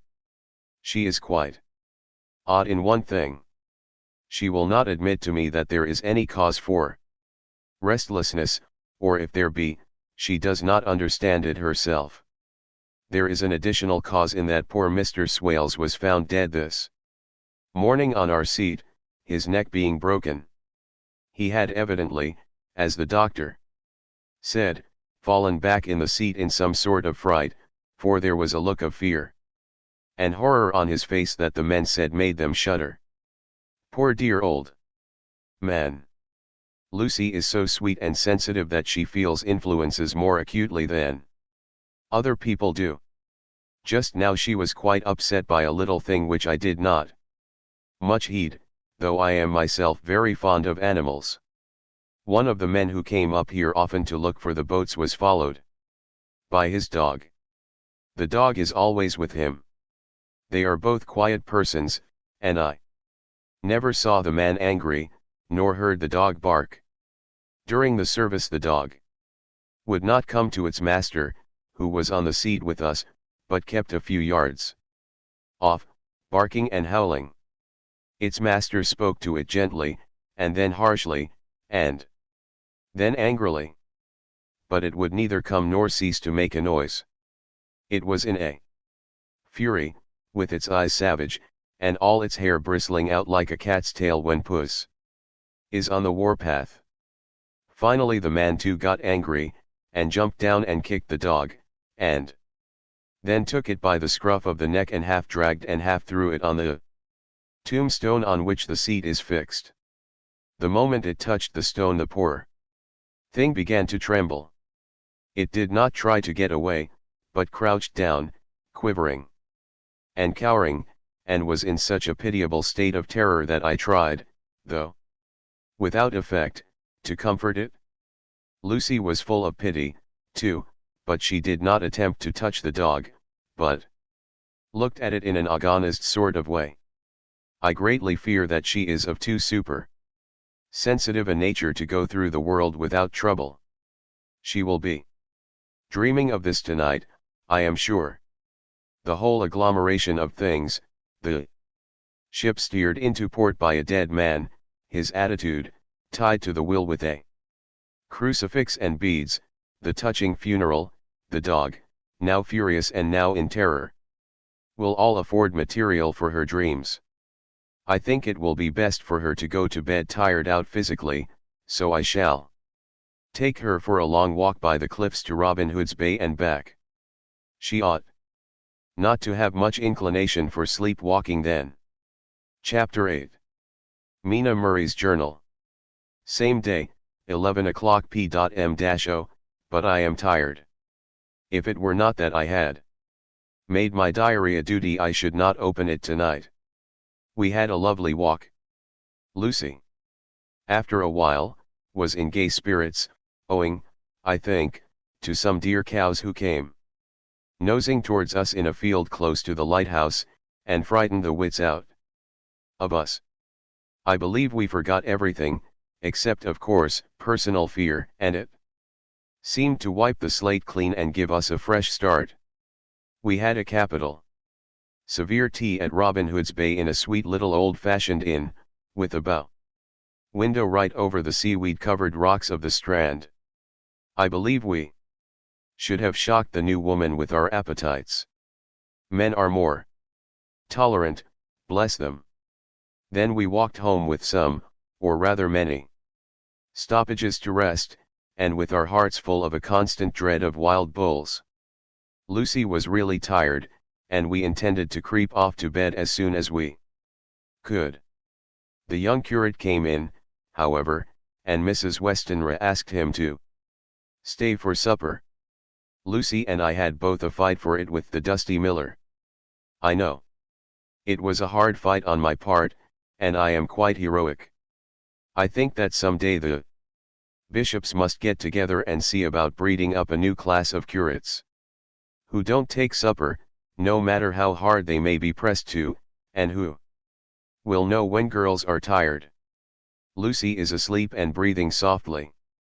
She has more color in her cheeks than usual, and looks, oh so sweet. If Mr. Holmwood fell in love with her, seeing her only in the drawing room, I wonder what he would say if he saw her now. Some of the new women writers will someday start an idea that men and women should be allowed to see each other asleep before proposing or accepting. But I suppose the new woman won't condescend in future to accept. She will do the proposing herself. And a nice job she will make of it, too. There's some consolation in that. I am so happy tonight, because dear Lucy seems better. I really believe she has turned the corner, and that we are over her troubles with dreaming. I should be quite happy if I only knew if Jonathan, God bless and keep him. 11 August diary again. No sleep now, so I may as well write. I am too agitated to sleep. We have had such an adventure, such an agonizing experience. I fell asleep as soon as I had closed my diary. Suddenly I became broad awake, and sat up, with a horrible sense of fear upon me, and of some feeling of emptiness around me. The room was dark, so I could not see Lucy's bed. I stole across and felt for her. The bed was empty. I lit a match and found that she was not in the room. The door was shut, but not locked, as I had left it. I feared to wake her mother, who has been more than usually ill lately. So threw on some clothes and got ready to look for her. As I was leaving the room, it struck me that the clothes she wore might give me some clue to her dreaming intention. Dressing gown would mean house, dress outside. Dressing gown and dress were both in their places. Thank God, I said to myself, she cannot be far, as she is only in her night dress. I ran downstairs and looked in the sitting room. Not there. Then I looked in all the other rooms of the house, with an ever-growing fear chilling my heart. Finally, I came to the hall door and found it open. It was not wide open, but the catch of the lock had not caught. The people of the house are careful to lock the door every night, so I feared that Lucy must have gone out as she was. There was no time to think of what might happen. A vague overmastering fear obscured all details. I took a big, heavy shawl and ran out. The clock was striking 1 as I was in the crescent, and there was not a soul in sight. I ran along the north terrace, but could see no sign of the white figure which I expected. At the edge of the west cliff above the pier I looked across the harbor to the east cliff, in the hope or fear, I don't know which, of seeing Lucy in our favorite seat. There was a bright full moon, with heavy black, driving clouds, which threw the whole scene into a fleeting diorama of light and shade as they sailed across. For a moment or two I could see nothing, as the shadow of a cloud obscured St. Mary's Church and all around it. Then as the cloud passed I could see the ruins of the abbey coming into view, and as the edge of a narrow band of light as sharp as a sword cut moved along, the church and churchyard became gradually visible. Whatever my expectation was, it was not disappointed, for there, on our favorite seat, the silver light of the moon struck a half-reclining figure, snowy white. The coming of the cloud was too quick for me to see much, for shadow shut down on light almost immediately, but it seemed to me as though something dark stood behind the seat where the white figure shone, and bent over it. What it was, whether man or beast, I could not tell. I did not wait to catch another glance, but flew down the steep steps to the pier and along by the fish market to the bridge, which was the only way to reach the east cliff. The town seemed as dead, for not a soul did I see. I rejoiced that it was so, for I wanted no witness of poor Lucy's condition. The time and distance seemed endless, and my knees trembled and my breath came labored as I toiled up the endless steps to the abbey. I must have gone fast. And yet it seemed to me as if my feet were weighted with lead, and as though every joint in my body were rusty. When I got almost to the top I could see the seat and the white figure, for I was now close enough to distinguish it even through the spells of shadow.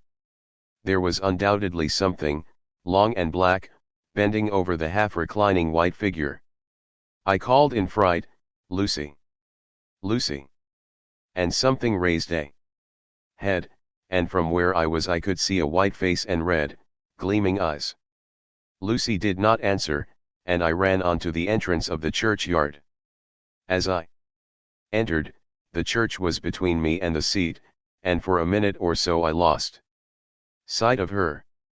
When I came in view again the cloud had passed, and the moonlight struck so brilliantly that I could see Lucy half reclining with her head lying over the back of the seat. She was quite alone, and there was not a sign of any living thing about. When I bent over her I could see that she was still asleep. Her lips were parted, and she was breathing, not softly as usual with her, but in long, heavy gasps, as though striving to get her lungs full at every breath. As I came close, she put up her hand in her sleep and pulled the collar of her night-dress close around her, as though she felt the cold. I flung the warm shawl over her, and drew the edges tight around her neck, for I dreaded lest she should get some deadly chill from the night air, unclad as she was. I feared to wake her all at once, so, in order to have my hands free to help her, I fastened the shawl at her throat with a big safety pin. But I must have been clumsy in my anxiety and pinched or pricked her with it, for by and by, when her breathing became quieter, she put her hand to her throat again and moaned. When I had her carefully wrapped up I put my shoes on her feet, and then began very gently to wake her. At first she did not respond, but gradually she became more and more uneasy in her sleep, moaning and sighing occasionally. At last, as time was passing fast, and for many other reasons, I wished to get her home at once, I shook her forcibly, till finally she opened her eyes and awoke. She did not seem surprised to see me, as, of course, she did not realize all at once where she was. Lucy always wakes prettily, and even at such a time, when her body must have been chilled with cold, and her mind somewhat appalled at waking unclad in a churchyard at night, she did not lose her grace. She trembled a little, and clung to me. When I told her to come at once with me home, she rose without a word, with the obedience of a child. As we passed along, the gravel hurt my feet, and Lucy noticed me wince. She stopped and wanted to insist upon my taking my shoes, but I would not. However, when we got to the pathway outside the crutch yard, where there was a puddle of water remaining from the storm, I daubed my feet with mud, using each foot in turn on the other, so that as we went home, no one, in case we should meet anyone, should notice my bare feet. Fortune favored us, and we got home without meeting a soul. Once we saw a man, who seemed not quite sober, passing along a street in front of us. But we hid in a door till he had disappeared up an opening such as there are here, steep little closes, or wynds, as they call them in Scotland. My heart beat so loud all the time sometimes I thought I should faint. I was filled with anxiety about Lucy, not only for her health, lest she should suffer from the exposure, but for her reputation in case the story should get wind. When we got in, and had washed our feet, and had said a prayer of thankfulness together, I tucked her into bed. Before falling asleep she asked, even implored, me not to say a word to anyone, even her mother, about her sleepwalking adventure. I hesitated at first, to promise, but on thinking of the state of her mother's health, and how the knowledge of such a thing would fret her, and think too, of how such a story might become distorted, nay, infallibly would, in case it should leak out, I thought it wiser to do so. I hope I did right. I have locked the door, and the key is tied to my wrist, so perhaps I shall not be again disturbed. Lucy is sleeping soundly. The reflex of the dawn is high and far over the sea. Same day, noon. All goes well. Lucy slept till I woke her and seemed not to have even changed her side. The adventure of the night does not seem to have harmed her, on the contrary, it has benefited her, for she looks better this morning than she has done for weeks. I was sorry to notice that my clumsiness with the safety pin hurt her. Indeed, it might have been serious, for the skin of her throat was pierced. I must have pinched up a piece of loose skin and have transfixed it, for there are two little red points like pin pricks, and on the band of her night dress was a drop of blood.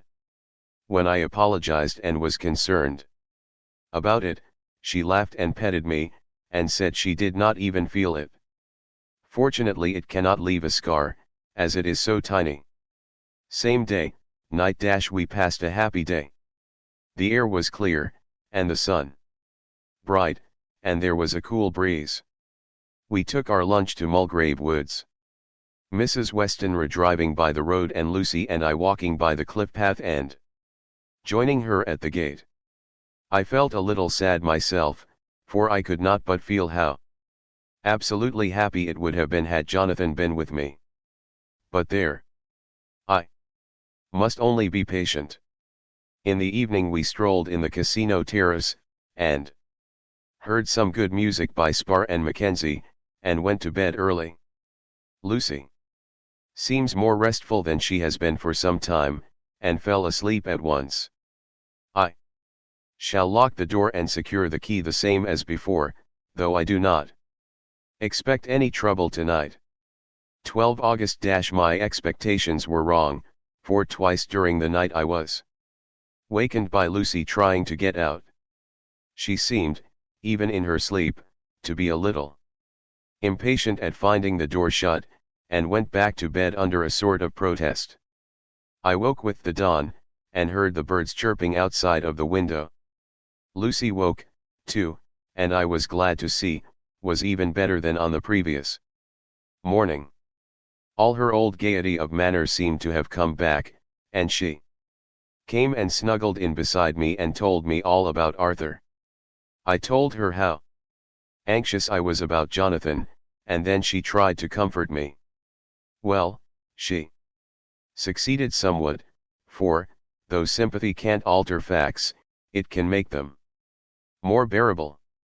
13 August. Another quiet day, and to bed with the key on my wrist as before. Again I awoke in the night, and found Lucy sitting up in bed, still asleep, pointing to the window.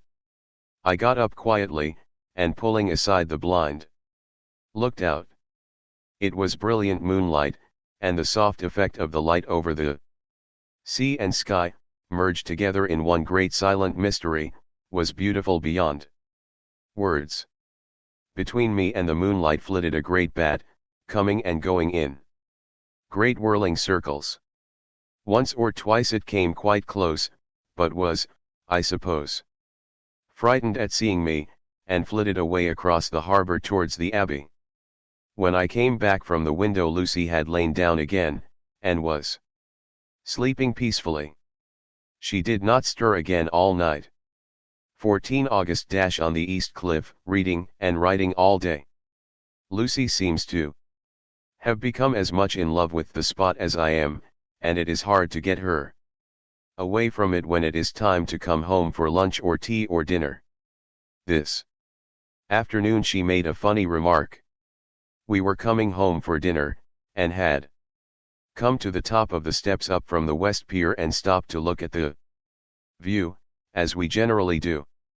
The setting sun, low down in the sky, was just dropping behind Kettleness. The red light was thrown over on the east cliff and the old abbey, and seemed to bathe everything in a beautiful rosy glow. We were silent for a while, and suddenly Lucy murmured as if to herself, "His red eyes again. They are just the same." It was such an odd expression, coming apropos of nothing, that it quite startled me. I slewed round a little, so as to see Lucy well without seeming to stare at her, and saw that she was in a half-dreamy state, with an odd look on her face that I could not quite make out, so I said nothing, but followed her eyes. She appeared to be looking over at our own seat, whereon was a dark figure seated alone. I was quite a little startled myself, for it seemed for an instant as if the stranger had great eyes like burning flames, but a second look dispelled the illusion. The red sunlight was shining on the windows of St. Mary's Church behind our seat, and as the sun dipped there was just sufficient change in the refraction and reflection to make it appear as if the light moved. I called Lucy's attention to the peculiar effect, and she became herself with a start, but she looked sad all the same.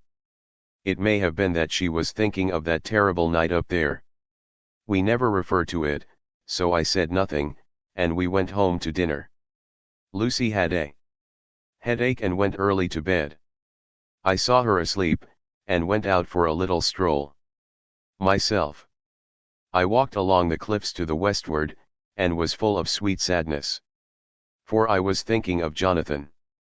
When coming home, it was then bright moonlight, so bright that, though the front of our part of the crescent was in shadow, everything could be well seen.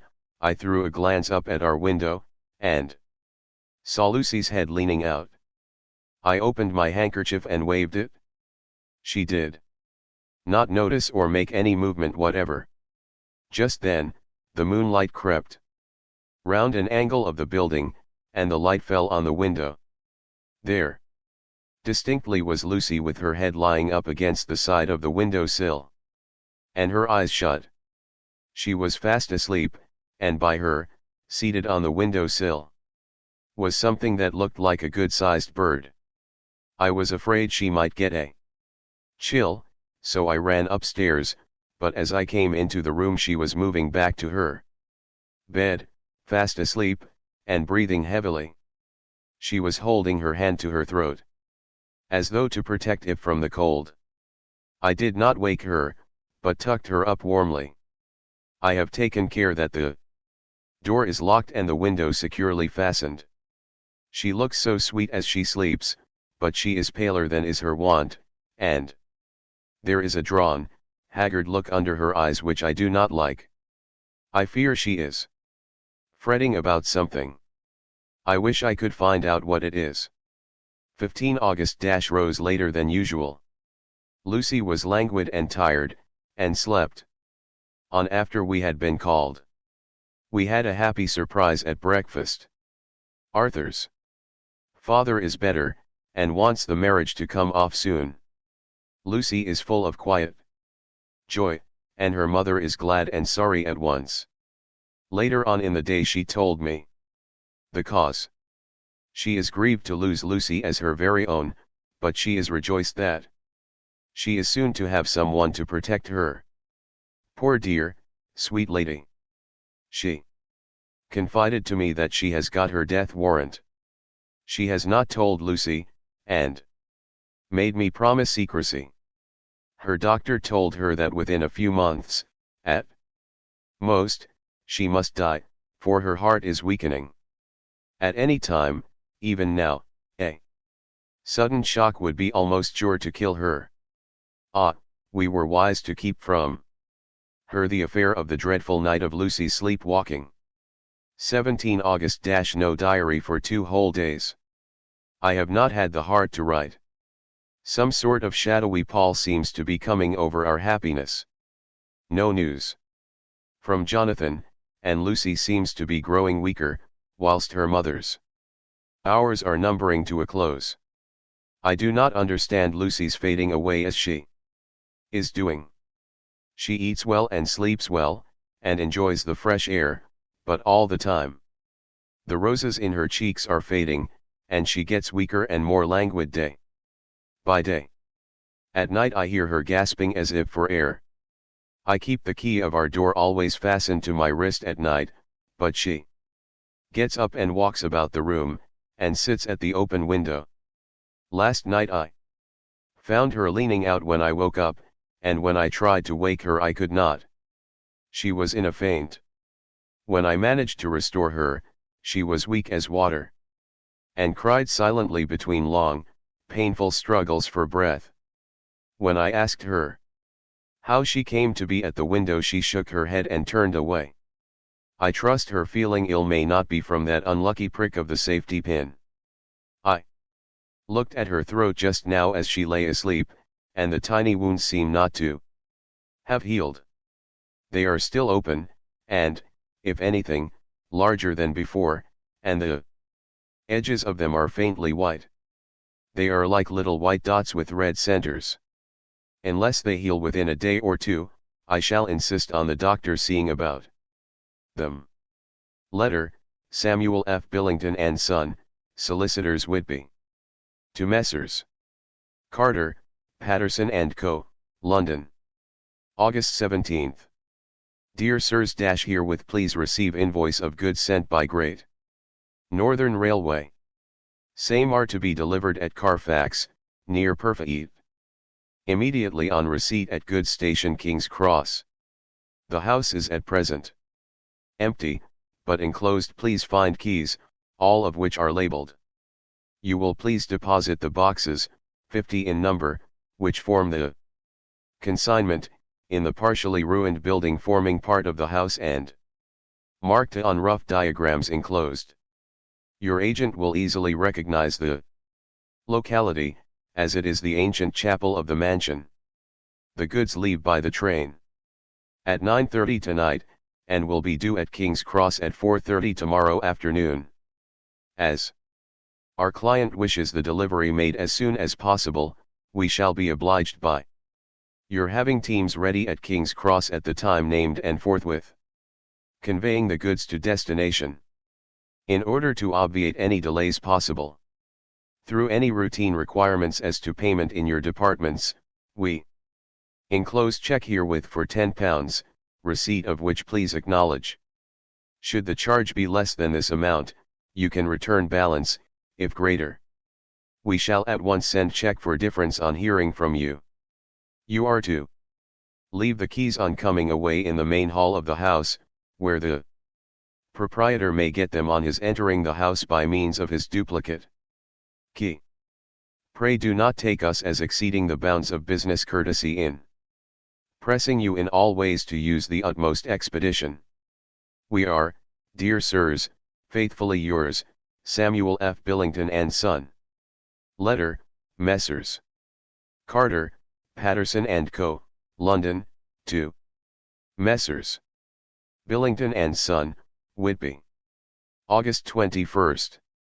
Dear Sirs, we beg to acknowledge £10 received and to return check of £1, 17s, 9d, amount of overplus, as shown in receipt account. Herewith, goods are delivered in exact accordance with instructions, and keys left in parcel in main hall, as directed. We are, dear sirs, yours respectfully, Pro Carter, Patterson and Co. Mina Murray's Journal. 18 August. I am happy today, and right sitting on the seat in the churchyard. Lucy is ever so much better. Last night she slept well all night, and did not disturb me once. The roses seem coming back already to her cheeks, though she is still sadly pale and wan looking. If she were in any way anemic I could understand it, but she is not. She is in gay spirits and full of life and cheerfulness. All the morbid reticence seems to have passed from her, and she has just reminded me, as if I needed any reminding, of that night, and that it was here, on this very seat, I found her asleep.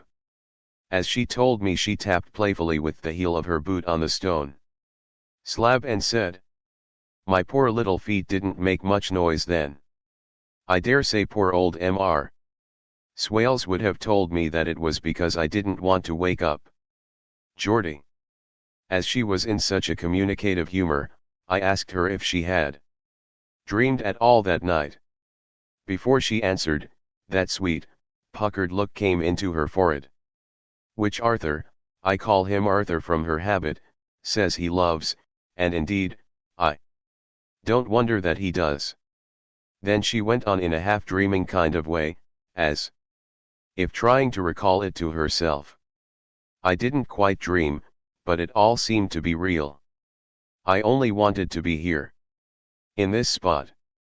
I don't know why, for I was afraid of something, I don't know what. I remember, though I suppose I was asleep, passing through the streets and over the bridge. A fish leaped as I went by, and I leaned over to look at it, and I heard a lot of dogs howling. The whole town seemed as if it must be full of dogs all howling at once, as I went up the steps. Then I had a vague memory of something long and dark with red eyes, just as we saw in the sunset, and something very sweet and very bitter all around me at once. And then I seemed sinking into deep green water, and there was a singing in my ears, as I have heard there is to drowning men, and then everything seemed passing away from me. My soul seemed to go out from my body and float about the air. I seemed to remember that once the West Lighthouse was right under me, and then there was a sort of agonizing feeling, as if I were in an earthquake, and I came back and found you shaking my body. I saw you do it before I felt you. Then she began to laugh. It seemed a little uncanny to me, and I listened to her breathlessly. I did not quite like it, and thought it better not to keep her mind on the subject, so we drifted on to another subject, and Lucy was like her old self again. When we got home the fresh breeze had braced her up, and her pale cheeks were really more rosy. Her mother rejoiced when she saw her, and we all spent a very happy evening together. 19 August. Joy, joy, joy. Although not all joy. At last, news of Jonathan. The dear fellow has been ill, that is why he did not write. I am not afraid to think it or to say it, now that I know. Mr. Hawkins sent me on the letter, and wrote himself, oh so kindly. I am to leave in the morning and go over to Jonathan, and to help to nurse him if necessary, and to bring him home. Mr. Hawkins says it would not be a bad thing if we were to be married out there. I have cried over the good sister's letter till I can feel it wet against my bosom. Where it lies. It is of Jonathan, and must be near my heart, for he is in my heart. My journey is all mapped out, and my luggage ready. I am only taking one change of dress. Lucy will bring my trunk to London and keep it till I send for it, for it may be that I must write no more. I must keep it to say to Jonathan, my husband. The letter that he has seen and touched must comfort me till we meet. Letter, Sister Agatha, Hospital of St. Joseph and St. Mary, Budapest, to Miss Wilhelmina Murray. August 12. Dear Madam, I write by desire of Mr. Jonathan Harker, who is himself not strong enough to write, though progressing well, thanks to God and Saint Joseph and St. Mary. He has been under our care for nearly 6 weeks, suffering from a violent brain fever. He wishes me to convey his love, and to say that by this post I write for him to Mr. Peter Hawkins, Exeter, to say, with his dutiful respects, that he is sorry for his delay, and that all of his work is completed. He will require some few weeks' rest in our sanatorium in the hills, but will then return. He wishes me to say that he has not sufficient money with him, and that he would like to pay for his staying here, so that others who need shall not be wanting for help. Believe me, yours, with sympathy and all blessings, Sister Agatha. P.S. My patient being asleep, I open this to let you know something more. He has told me all about you, and that you are shortly to be his wife. All blessings to you both. He has had some fearful shock, so says our doctor, and in his delirium his ravings have been dreadful, of wolves and poison and blood, of ghosts and demons, and I fear to say of what. Be careful of him always, that there may be nothing to excite him of this kind for a long time to come. The traces of such an illness as his do not lightly die away. We should have written long ago, but we knew nothing of his friends, and there was nothing on him. Nothing that anyone could understand. He came in the train from Klausenburg, and the guard was told by the station master there that he rushed into the station, shouting for a ticket for home.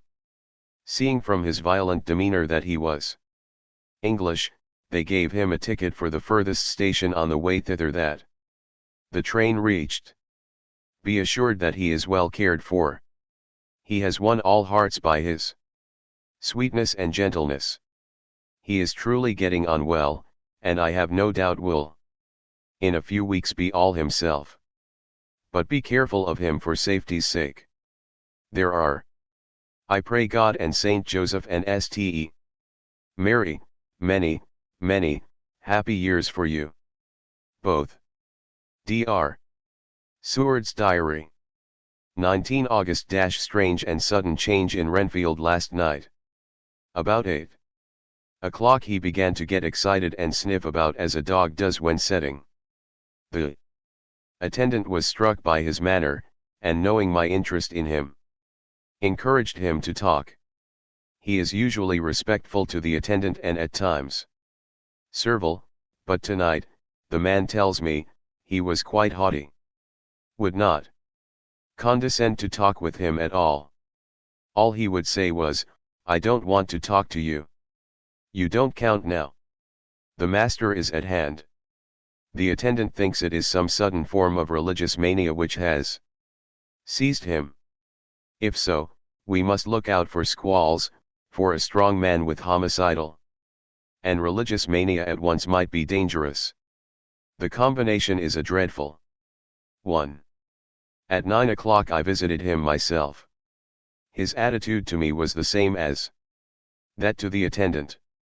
In his sublime self feeling the difference between myself and the attendant seemed to him as nothing.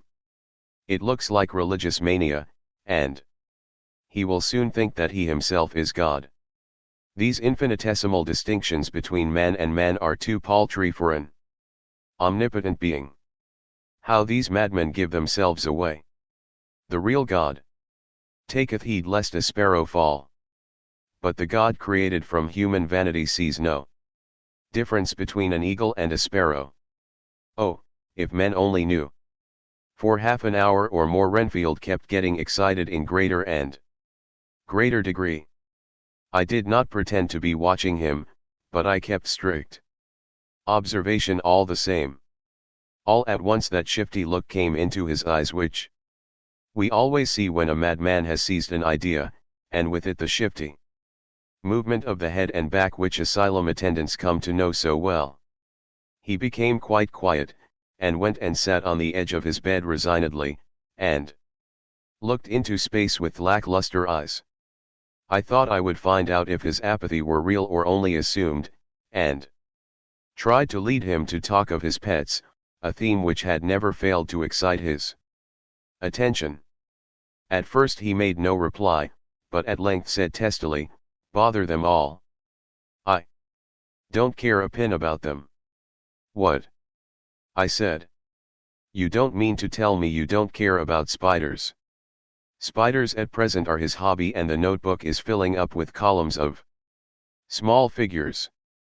To this he answered enigmatically, "The bride maidens rejoice the eyes that wait the coming of the bride. But when the bride draweth nigh, then the maidens shine not to the eyes that are filled." He would not explain himself, but remained obstinately seated on his bed. All the time I remained with him. I am weary tonight and low in spirits. I cannot but think of Lucy, and how different things might have been. If I don't sleep at once, chloral, the modern Morpheus, I must be careful not to let it grow into a habit. No, I shall take none. Tonight, I have thought of Lucy, and I shall not disinnure her by mixing the two. If need be, tonight shall be sleepless. Later glad I made the resolution, gladder that I kept to it. I had lain tossing about, and had heard the clock strike only twice, when the night watchman came to me, sent up from the ward, to say that Renfield had escaped. I threw on my clothes and ran down at once. My patient is too dangerous a person to be roaming about. Those ideas of his might work out dangerously with strangers. The attendant was waiting for me.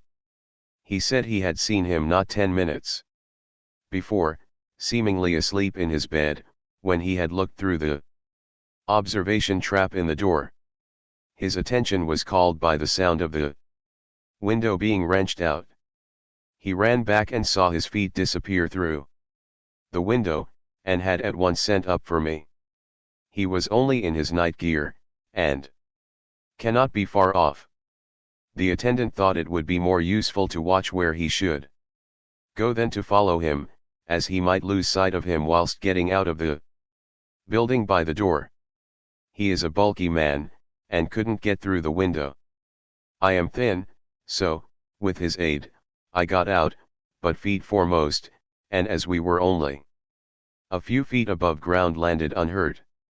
The attendant told me the patient had gone to the left, and had taken a straight line, so I ran as quickly as I could. As I got through the belt of trees I saw a white figure scale the high wall which separates our grounds from those of the deserted house.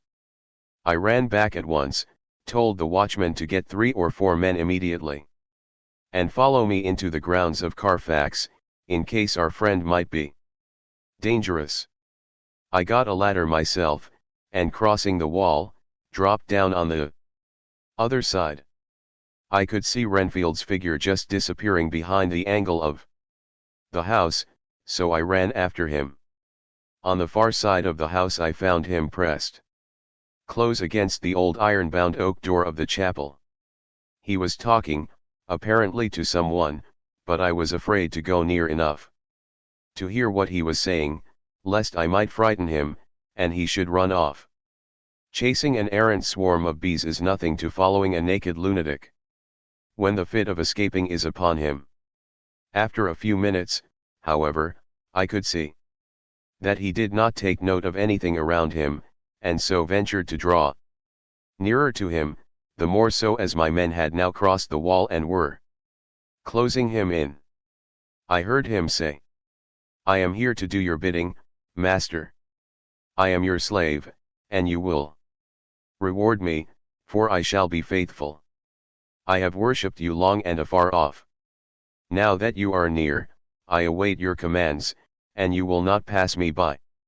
Will you, dear master, in your distribution of good things?" He is a selfish old beggar anyhow. He thinks of the loaves and fishes even when he believes his is in a real presence. His manias make a startling combination. When we closed in on him he fought like a tiger. He is immensely strong, for he was more like a wild beast than a man. I never saw a lunatic in such a paroxysm of rage before, and I hope I shall not again. It is a mercy that we have found out his strength and his danger in good time. With strength and determination like his, he might have done wild work before he was caged. He is safe now, at any rate. Jack Sheppard himself couldn't get free from the strait waistcoat that keeps him restrained, and he's chained to the wall in the padded room. His cries are at times awful, but the silences that follow are more deadly still, for he means murder in every turn and movement. Just now he spoke coherent words for the first time. "I shall be patient, master. It is coming, coming, coming." So I took the hint, and came to. I was too excited to sleep, but this diary has quieted me, and I feel I shall get some sleep tonight. Chapter 9. Letter, Mina Harker to Lucy Westenra. Budapest, August 24th. My dearest Lucy, I know you will be anxious to hear all that has happened since we parted at the railway station at Whitby. Well, my dear, I got to Hull all right, and caught the boat to Hamburg. And then the train on here. I feel that I can hardly recall anything of the journey, except that I knew I was coming to Jonathan, and that as I should have to do some nursing, I had better get all the sleep I could. I found my dear one, oh, so thin and pale and weak looking. All the resolution has gone out of his dear eyes. And that quiet dignity which I told you was in his face has vanished. He is only a wreck of himself, and he does not remember anything that has happened to him for a long time past. At least, he wants me to believe so, and I shall never ask. He has had some terrible shock, and I fear it might tax his poor brain if he were to try to recall it. Sister Agatha, who is a good creature and a born nurse, tells me that he wanted her to tell me what they were, but she would only cross herself, and say she would never tell. That the ravings of the sick were the secrets of God, and that if a nurse through her vocation should hear them, she should respect her trust.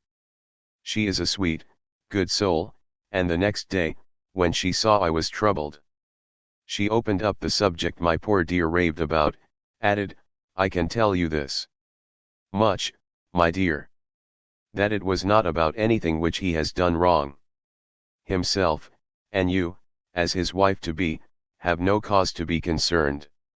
He has not forgotten you or what he owes to you. His fear was of great and terrible things, which no mortal can treat of. I do believe the dear soul thought I might be jealous lest my poor dear should have fallen in love with any other girl. The idea of my being jealous about Jonathan. And yet, my dear, let me whisper, I felt a thrill of joy through me when I knew that no other woman was a cause for trouble. I am now sitting by his bedside, where I can see his face while he sleeps. He is waking. When he woke he asked me for his coat, as he wanted to get something from the pocket. I asked Sister Agatha, and she brought all his things. I saw.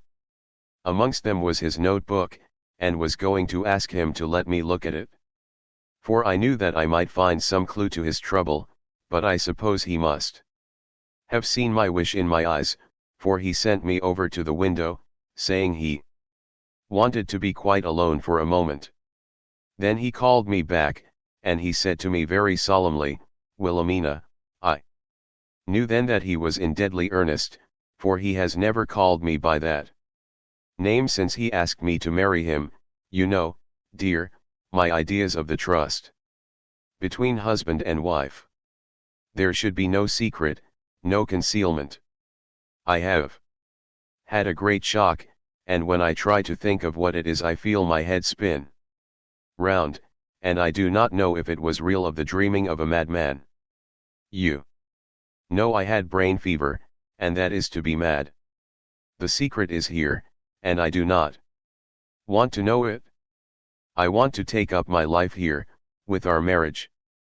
For, my dear, we had decided to be married as soon as the formalities are complete. Are you willing, Wilhelmina, to share my ignorance? Here is the book.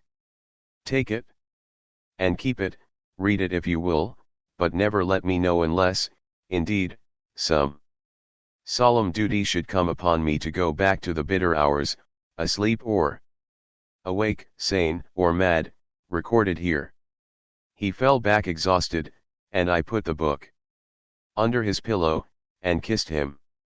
I have asked Sister Agatha to beg the Superior to let our wedding be this afternoon, and am waiting her reply. She has come and told me that the chaplain of the English Mission Church has been sent for. We are to be married in an hour, or as soon after as Jonathan awakes. Lucy, the time has come and gone. I feel very solemn, but very, very happy. Jonathan woke a little after the hour, and all was ready, and he sat up in bed, propped up with pillows. He answered his "I will" firmly and strong. I could hardly speak. My heart was so full that even those words seemed to choke me. The dear sisters were so kind. Please, God, I shall never, never forget them, nor the grave and sweet responsibilities I have taken upon me. I must tell you of my wedding present. When the chaplain and the sisters had left me alone with my husband, oh, Lucy, it is the first time I have written the words. My husband left me alone with my husband. I took the book from under his pillow, and wrapped it up in white paper, and tied it with a little bit of pale blue ribbon which was round my neck, and sealed it over the knot with sealing wax. And for my seal I used my wedding ring. Then I kissed it and showed it to my husband, and told him that I would keep it so, and then it would be an outward and visible sign for us all our lives that we trusted each other, that I would never open it unless it were for his own dear sake or for the sake of some stern duty. Then he took my hand in his, and oh, Lucy, it was the first time he took his wife's hand, and said that it was the dearest thing in all the wide world, and that he would go through all the past again to win it, if need be. The poor dear meant to have said a part of the past, but he cannot think of time yet, and I shall not wonder if at first he mixes up not only the month, but the year. Well, my dear, what could I say? I could only tell him that I was the happiest woman in all the wide world, and that I had nothing to give him except myself, my life, and my trust, and that with these went my love and duty for all the days of my life. And, my dear, when he kissed me, and drew me to him with his poor weak hands, it was like a solemn pledge between us. Lucy dear, do you know why I tell you all this? It is not only because it is all sweet to me, but because you have been, and are, very dear to me. It was my privilege to be your friend and guide when you came from the schoolroom to prepare for the world of life. I want you to see now, and with the eyes of a very happy wife, whither duty has led me, so that in your own married life you too may be all happy, as I am. My dear, please Almighty God, your life may be all it promises, a long day of sunshine, with no harsh wind, no forgetting duty, no distrust. I must not wish you no pain, for that can never be, but I do hope you will be always as happy as I am now. Goodbye, my dear. I shall post this at once, and perhaps, write you very soon again. I must stop, for Jonathan is waking. I must attend my husband. Your ever-loving Mina Harker. Letter, Lucy Westenra to Mina Harker. Whitby, August 30th. My dearest Mina. Oceans of love and millions of kisses, and may you soon be in your own home with your husband. I wish you were coming home soon enough to stay with us here. The strong air would soon restore Jonathan. It has quite restored me. I have an appetite like a cormorant, am full of life, and sleep well. You will be glad to know that I have quite given up walking in my sleep. I think I have not stirred out of my bed for a week, that is when I once got into it at night. Arthur says I am getting fat. By the way, I forgot to tell you that Arthur is here.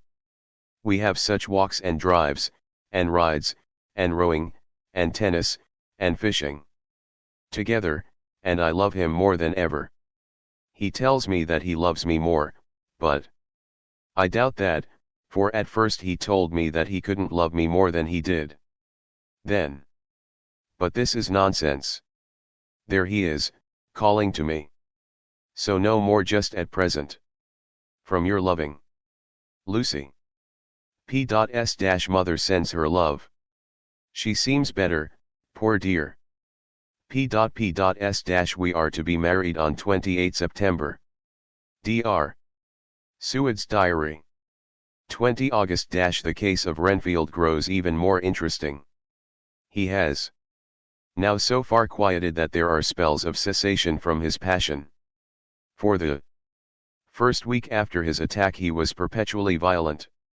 Then one night, just as the moon rose, he grew quiet, and kept murmuring to himself, "Now I can wait. Now I can wait." The attendant came to tell me, so I ran down at once to have a look at him. He was still in the strait waistcoat and in the padded room, but the suffused look had gone from his face, and his eyes had something of their old pleading, I might almost say, cringing, softness.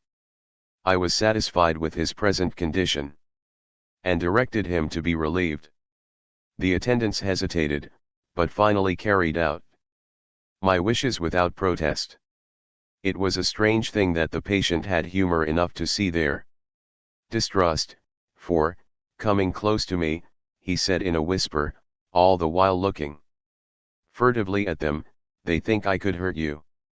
Fancy me hurting you. The fools." It was soothing, somehow, to the feelings to find myself disassociated even in the mind of this poor madman from the others, but all the same I do not follow his thought. Am I to take it that I have anything in common with him, so that we are, as it were, to stand together?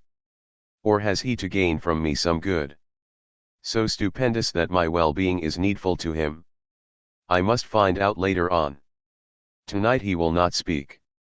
Even the offer of a kitten or even a full-grown cat will not tempt him. He will only say, "I don't take any stock in cats. I have more to think of now, and I can wait. I can wait." After a while I left him. The attendant tells me that he was quiet until just before dawn, and that then he began to get uneasy, and at length violent, until at last he fell into a paroxysm which exhausted him so that he swooned into a sort of coma. 3 nights has the same thing happened, violent all day then quiet. From moonrise to sunrise. I wish I could get some clue to the cause. It would almost seem as if there was some influence which came and went. Happy thought. We shall tonight play sane wits against mad ones. He escaped before. Without our help. Tonight he shall escape with it. We shall give him a chance. And have the men ready to follow in case they are required. 23 August The expected always happens. How well Disraeli knew life. Our bird when he found the cage open would not fly, so all our subtle arrangements were for naught. At any rate, we have proved one thing, that the spells of quietness last a reasonable time. We shall in future be able to ease his bonds for a few hours each day. I have given orders to the night attendant. Merely to shut him in the padded room, when once he is quiet, until the hour before sunrise. The poor soul's body will enjoy the relief even if his mind cannot appreciate it. Hark! The unexpected again. I am called. The patient has once more escaped. Later another night adventure. Renfield artfully waited until the attendant was entering the room to inspect. Then he dashed out past him and flew down the passage. I sent word for the attendants to follow. Again he went into the grounds of the deserted house, and we found him in the same place, pressed against the old chapel door. When he saw me he became furious, and had not the attendants seized him in time, he would have tried to kill me. As we were holding him a strange thing happened. He suddenly redoubled his efforts. And then as suddenly grew calm. I looked round instinctively, but could see nothing. Then I caught the patient's eye and followed it, but could trace nothing.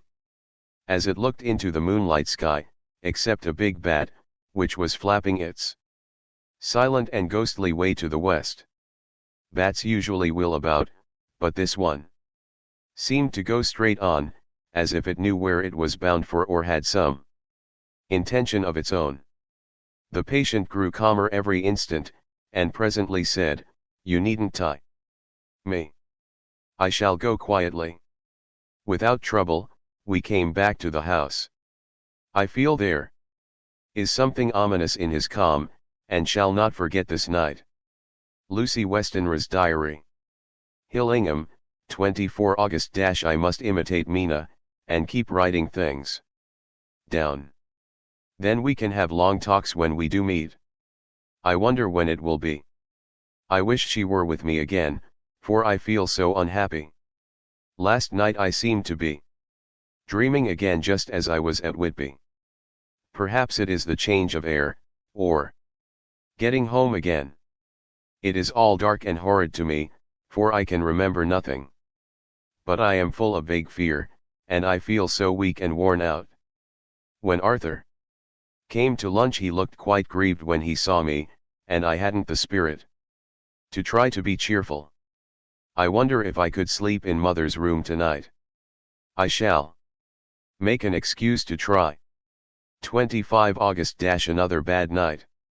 Mother did not seem to take to my proposal. She seems not too well herself, and doubtless she fears to worry me. I tried to keep awake, and succeeded for a while, but when the clock struck 12 it waked me from a doze, so I must have been falling asleep. There was a sort of scratching or flapping at the window, but I did not mind it, and as I remember no more, I suppose I must have fallen asleep. More bad dreams. I wish I could remember them. This morning I am horribly weak. My face is ghastly pale, and my throat pains me. It must be something wrong with my lungs, for I don't seem to be getting air enough. I shall try to cheer up when Arthur comes, or else I know he will be miserable to see me so. Letter, Arthur to Dr. Seward. Albemarle Hotel, August 31st. My dear Jack. I want you to do me a favor. Lucy is ill, That is, she has no special disease. But she looks awful, and is getting worse every day. I have asked her if there is any cause. I not dare to ask her mother, for to disturb the poor lady's mind about her daughter in her present state of health would be fatal. Mrs. Westenra has confided to me that her doom is spoken, disease of the heart, though poor Lucy does not know it yet. I am sure that there is something preying on my dear girl's mind. I am almost distracted when I think of her. To look at her gives me a pang. I told her I should ask you to see her, and though she demurred at first, I know why, old fellow, she finally consented. It will be a painful task for you, I know, old friend, but it is for her sake, and I must not hesitate to ask, or you to act. You are to come to lunch at Hillingham tomorrow. 2 o'clock, so as not to arouse any suspicion in Mrs. Westenra, and after lunch, Lucy will take an opportunity of being alone with you. I am filled with anxiety, and want to consult with you alone as soon as I can after you have seen her. Do not fail. Arthur. Telegram, Arthur Holmwood to Seward. September 1st. Am summoned to see my father, who is worse. Am writing. Write me fully by tonight's post to ring. Wire me if necessary. Letter from Dr. Seward to Arthur Holmwood. September 2nd. My dear old fellow. With regard to Miss Westenra's health, I hasten to let you know at once that in my opinion there is not any functional disturbance or any malady that I know of. At the same time, I am not by any means satisfied with her appearance. She is woefully different from what she was when I saw her last. Of course you must bear in mind that I did not have full opportunity of examination such as I should wish. Our very friendship makes a little difficulty, which not even medical science or custom can bridge over. I had better tell you exactly what happened, leaving you to draw, in a measure, your own conclusions. I shall then say what I have done and propose doing. I found Miss Westenra in seemingly gay spirits. Her mother was present, and in a few seconds I made up my mind that she was trying all she knew to mislead her mother and prevent her from being anxious. I have no doubt she guesses, if she does not know, what need of caution there is. We lunched alone, and as we all exerted ourselves to be cheerful, we got, as some kind of reward for our labors, some real cheerfulness amongst us. Then Mrs. Westenra went to lie down, and Lucy was left with me. We went into her boudoir, and till we got there her gaiety remained, for the servants were coming and going. As soon as the door was closed, however, the mask fell from her face, and she sank down into a chair with a great sigh, and hid her eyes with her hand. When I saw that her high spirits had failed, I at once took advantage of her reaction to make a diagnosis. She said to me very sweetly, "I cannot tell you how I loathe talking about myself." I reminded her that a doctor's confidence was sacred, but that you were grievously anxious about her. She caught on to my meaning at once, and settled that matter in a word. "Tell Arthur everything you choose.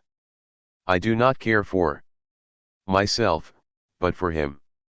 So I am quite free." I could easily see that she was somewhat bloodless, but I could not see the usual anemic signs, and by the chance, I was able to test the actual quality of her blood, for in opening a window which was stiff a cord gave way, and she cut her hand slightly with broken glass. It was a slight matter in itself, but it gave me an evident chance, and I secured a few drops of the blood and have analyzed them. The qualitative analysis give a quite normal condition, and shows, I should infer, in itself a vigorous state of health. In other physical matters I was quite satisfied that there is no need for anxiety, but as there must be a cause somewhere, I have come to the conclusion that it must be something mental. She complains of difficulty breathing satisfactorily at times, and of heavy, lethargic sleep, with dreams that frighten her, but regarding which she can remember nothing. She says that as a child, she used to walk in her sleep, and that when in Whitby the habit came back, and that once she walked out in the night and went to East Cliff, where Miss Murray found her. But she assures me that of late the habit has not returned. I am in doubt, and so have done the best thing I know of. I have written to my old friend and master, Professor Van Helsing, of Amsterdam, who knows as much about obscure diseases as anyone in the world. I have asked him to come over, and as you told me that all things were to be at your charge, I have mentioned to him who you are and your relations to Miss Westenra. This, my dear fellow, is in obedience to your wishes, for I am only too proud and happy to do anything I can for her. Van Helsing would, I know, do anything for me for a personal reason, so no matter on what ground he comes, we must accept his wishes. He is a seemingly arbitrary man. This is because he knows what he is talking about better than anyone else. He is a philosopher and a metaphysician, and one of the most advanced scientists of his day, and he has, I believe, an absolutely open mind. This, with an iron nerve, a temper of the icebrook, and indomitable resolution, self-command, and toleration exalted from virtues to blessings, and the kindliest and truest heart that beats, these form his equipment for the noble work that he is doing for mankind, work both in theory and practice, for his views are as wide as his all-embracing sympathy. I tell you these facts that you may know why I have such confidence in him. I have asked him to come at once. I shall see Miss Westenra tomorrow again. She is to meet me at the stores, so that I may not alarm her mother by too early a repetition of my call. Yours always, John Seward. Letter, Abraham Van Helsing, M.D., D.Ph., D.Lit., etc., etc. To D.R. Seward. September 2nd. My good friend. When I received your letter I am already coming to you. By good fortune, I can leave just at once, without wrong to any of those who have trusted me.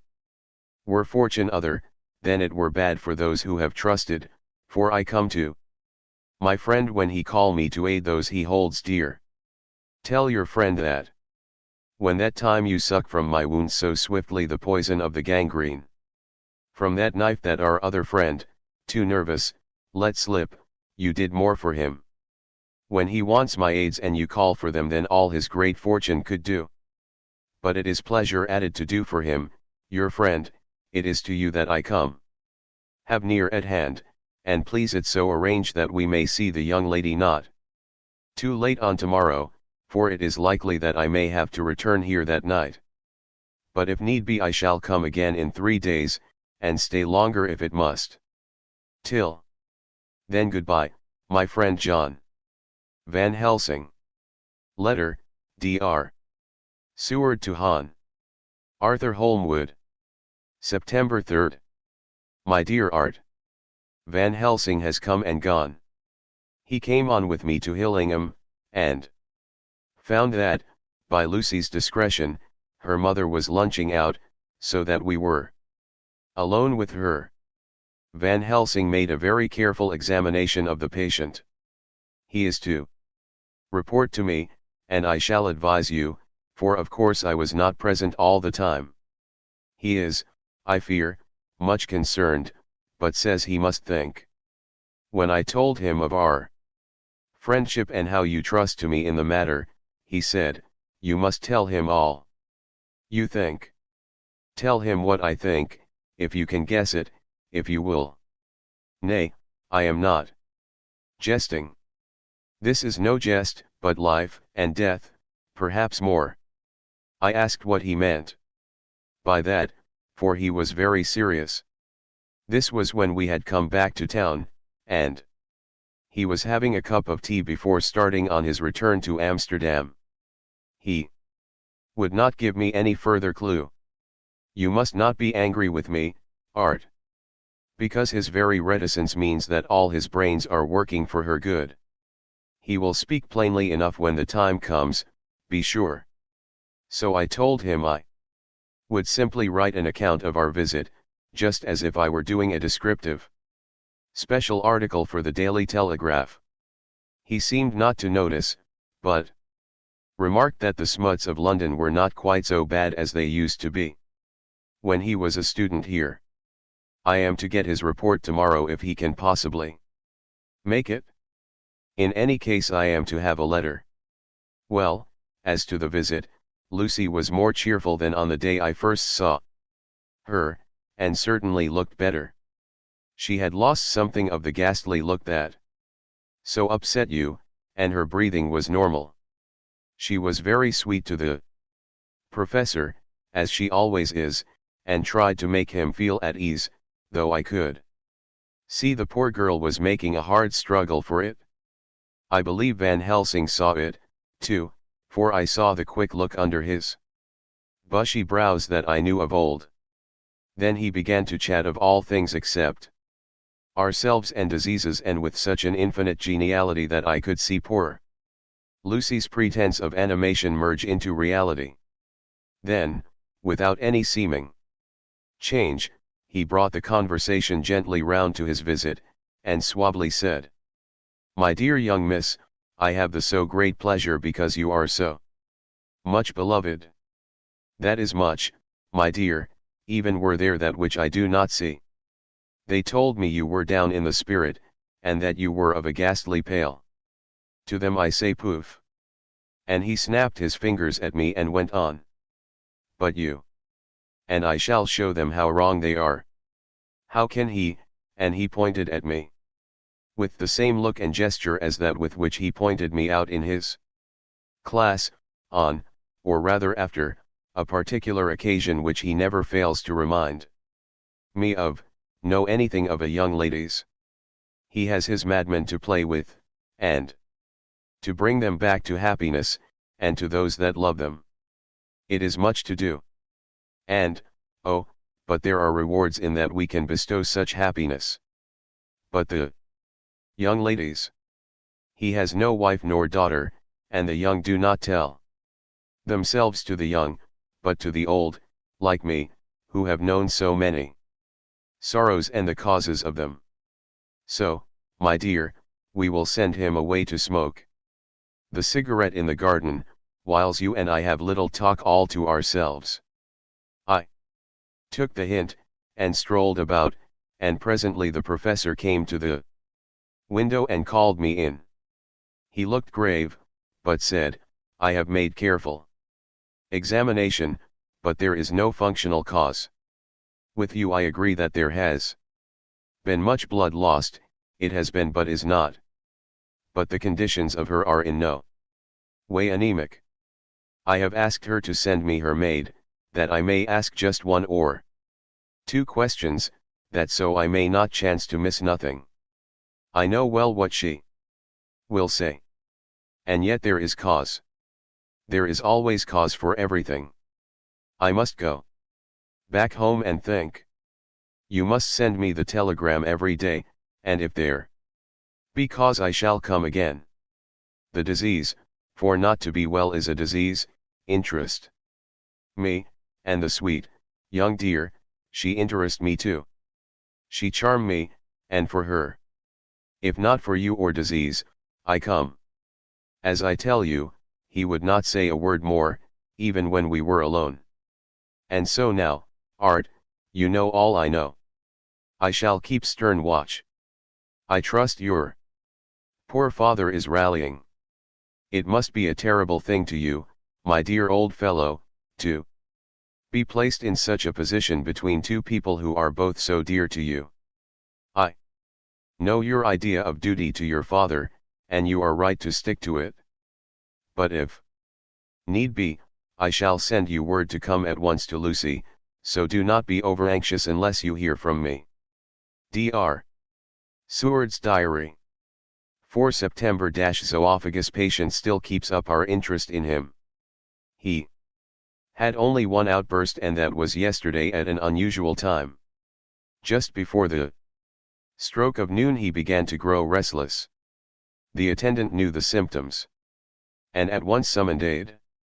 Fortunately the men came at a run, and were just in time, for at the stroke of noon he became so violent that it took all their strength to hold him.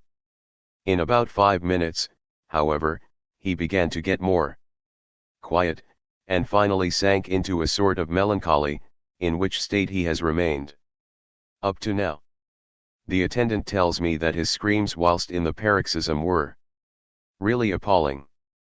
I found my hands full when I got in, attending to some of the other patients who were frightened by him. Indeed, I can quite understand the effect, for the sounds disturbed even me, though I was some distance away.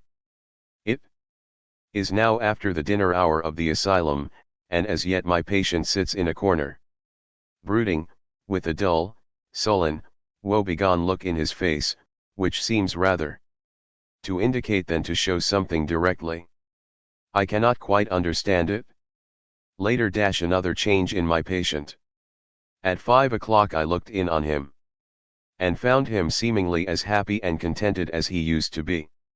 He was catching flies and eating them, and was keeping note of his capture by making nail marks on the edge of the door between the ridges of padding. When he saw me, he came over and apologized for his bad conduct, and asked me in a very humble, cringing way to be led back to his own room, and to have his notebook again. I thought it well to humor him, so he is back in his room with the window open.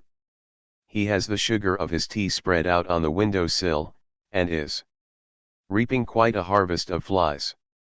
He is not now eating them, but putting them into a box, as of old, and is already examining the corners of his room to find a spider.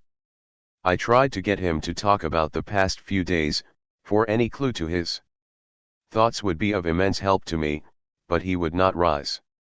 For a moment or two he looked very sad, and said in a sort of far-away voice, as though saying it rather to himself than to me, "All over. All over. He has deserted me. No hope for me now unless I do it myself." Then suddenly turning to me in a resolute way, he said, "Doctor, won't you be very good to me and let me have a little more sugar? I think it would be very good for me." "And the flies?" I said. "Yes. The flies like it, too, and I like the flies, therefore I like it. And there are people who know so little as to think that madmen do not argue." I procured him a double supply, and left him as happy a man as, I suppose, any in the world. I wish I could fathom his mind. Midnight. Another change in him. I had been to see Miss Westenra, whom I found much better, and had just returned, and was standing at our own gate looking at the sunset, when once more I heard him yelling. As his room is on this side of the house, I could hear it better than in the morning. It was a shock to me to turn from the wonderful smoky beauty of a sunset over London, with its lurid lights and inky shadows and all the marvelous tints that come on foul clouds even as on foul water, and to realize all the grim sternness of my own cold stone building, with its wealth of breathing misery, and my own desolate heart to endure it all. I reached him just as the sun was going down, and from his window saw the red disk sink. As it sank he became less and less frenzied, and just as it dipped he slid from the hands that held him, an inert mass, on the floor.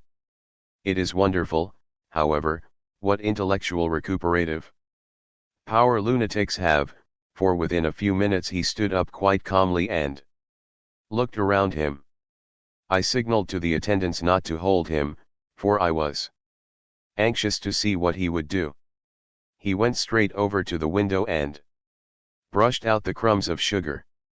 Then he took his fly box, and emptied it outside, and threw away the box.